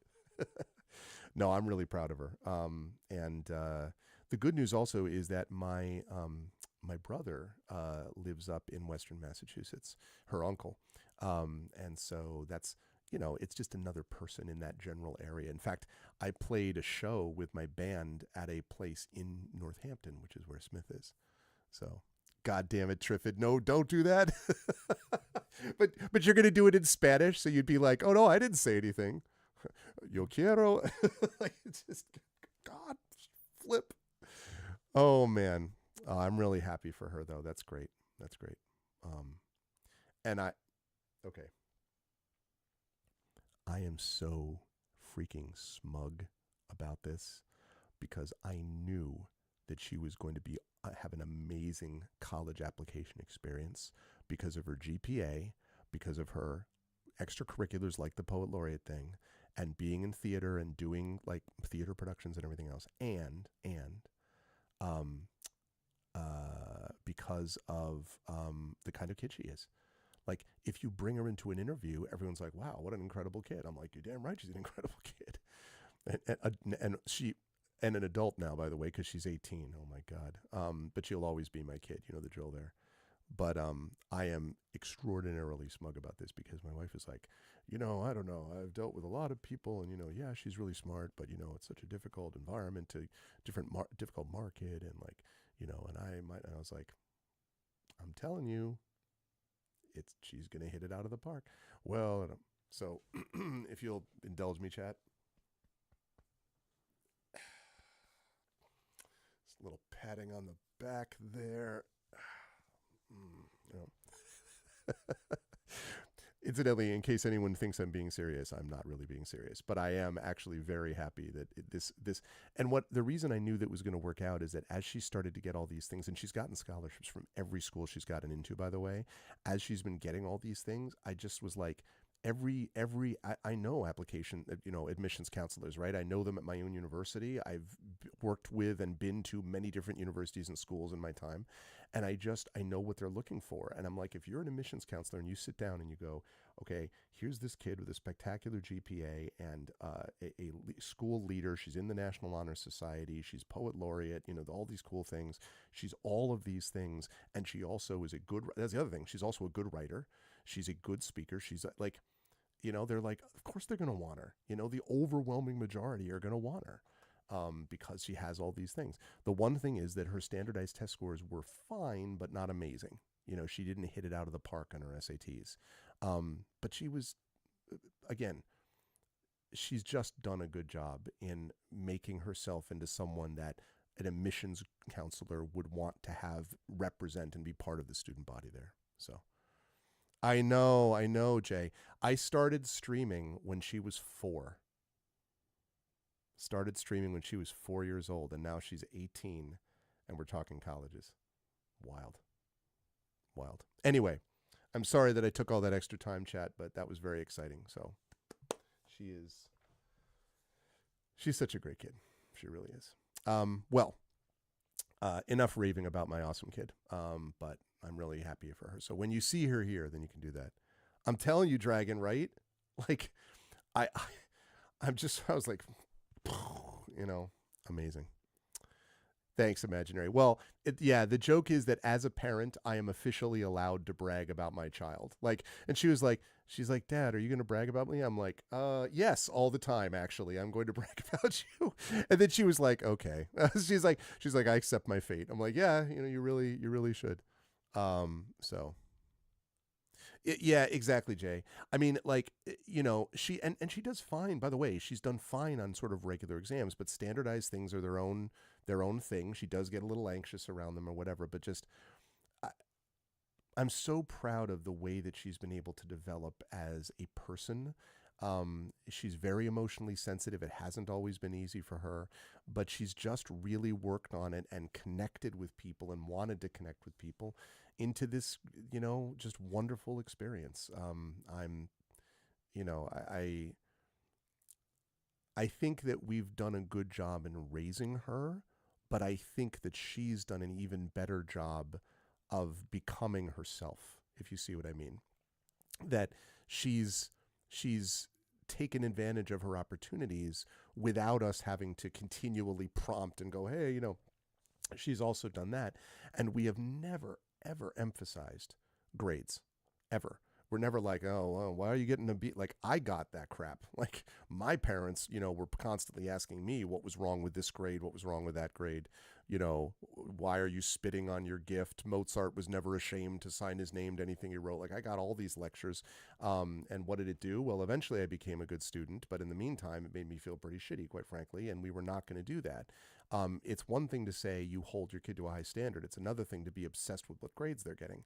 So we never did that, but she just has worked her way through, and she started in a private progressive school, like kindergarten to first grade. So she started in a school that was no media and that was kind of like a progressive curriculum type of thing. Then she was homeschooled for a year during COVID, and that was because we were moving anyway. We were moving up to Connecticut, and we knew that we felt we were qualified to teach her. I think I'm qualified to teach her. So we did that during her homeschool year. And then she went to a public eighth grade and has been the last 4 years in a public inner city high school and has done exceptionally well. The honors program of that high school, but still, and has done exceptionally well. So it's a really good combination. Yeah, Echo, I don't know if Echo, you were sworn to secrecy, okay? But so this is the last time I'll say this, and then I do have to leave, and I'm sorry that I'm taking all this time. Amen, big boss. Amen. We need so many more of my kid, and I don't mean I'm biased in favor of my kid, but we need people that are empathetic, caring, and well-rounded, and they care about lots of stuff. And they like art, and they like music, and they like poetry, and they like watching YouTube videos with their friends, and they also like going out and and acting. And she went and got she got a part-time job working at this place called Grumpy Dumpling. She just walked up to the person because she likes food and she likes cooking and baking, and she's really good at it, by the way. She's a really good baker. And like she just got this job, and then she applied to this community theater thing that she's going to be doing on Friday, and like she just does this stuff. And the well-roundedness, the authentic humanness of it really makes a difference. So anyway, Echo, what I was just saying was, yeah. Well, and yeah, absolutely. She and Marie, well, and also Marie's partner, Carrie, is the big baker in that household. And Marie becomes the eater of the stuff that Carrie bakes. But either way, anyway, Echo, so the news is, and you cannot say anything, okay? Because she just called me in the middle of my outro. That's why I'm talking about this now. But her mom doesn't know yet. So she's applied to 15 schools. She has now, as of this news, gotten into 11 of them. She got rejected by one and waitlisted by one. So that's 13. So the two schools she's waiting to hear back from are Vassar and Yale. But she just found out that she got into Smith College, which is the best of the schools so far, leaving aside Vassar and Yale. The best one that she's applied to of those group is Smith.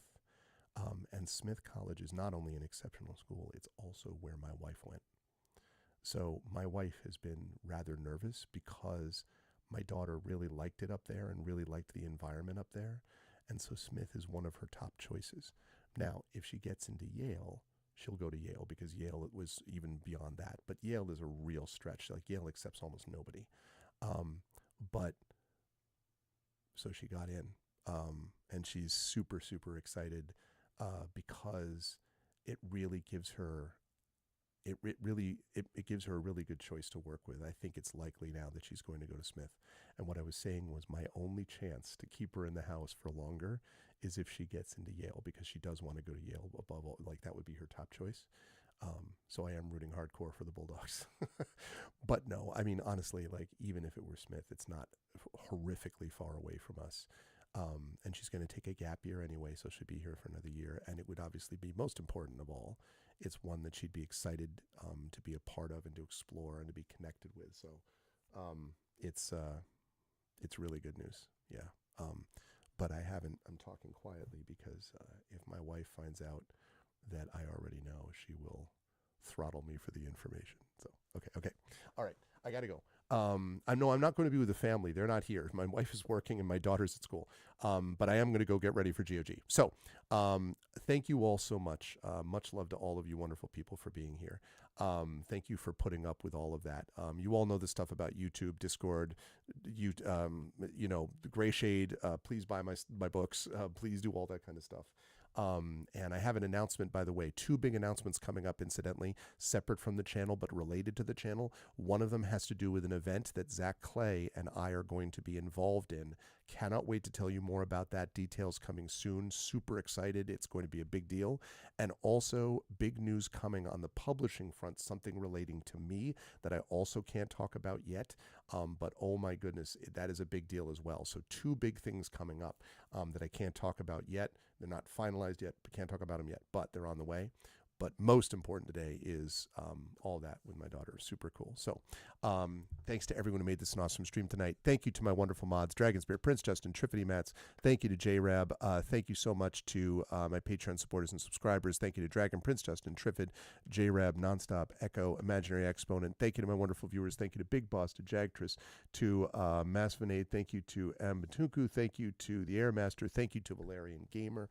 Thank you all for being here. This was really fun tonight, and I'm glad I got to share some good news with all of you here right at the end. I'm going to go get ready for GOGCOM. I'm going to try to put away my quiet Bob Ross voice so that my wife doesn't get suspicious. And I will see all of you folks back on GOGCOM in a little bit, playing more Evil Land 2. Until then, everyone be good to each other. Much love, and everyone keep the secret, okay? Don't tell anyone. Much love. Thanks, everyone. I'll see you soon. Bye for now.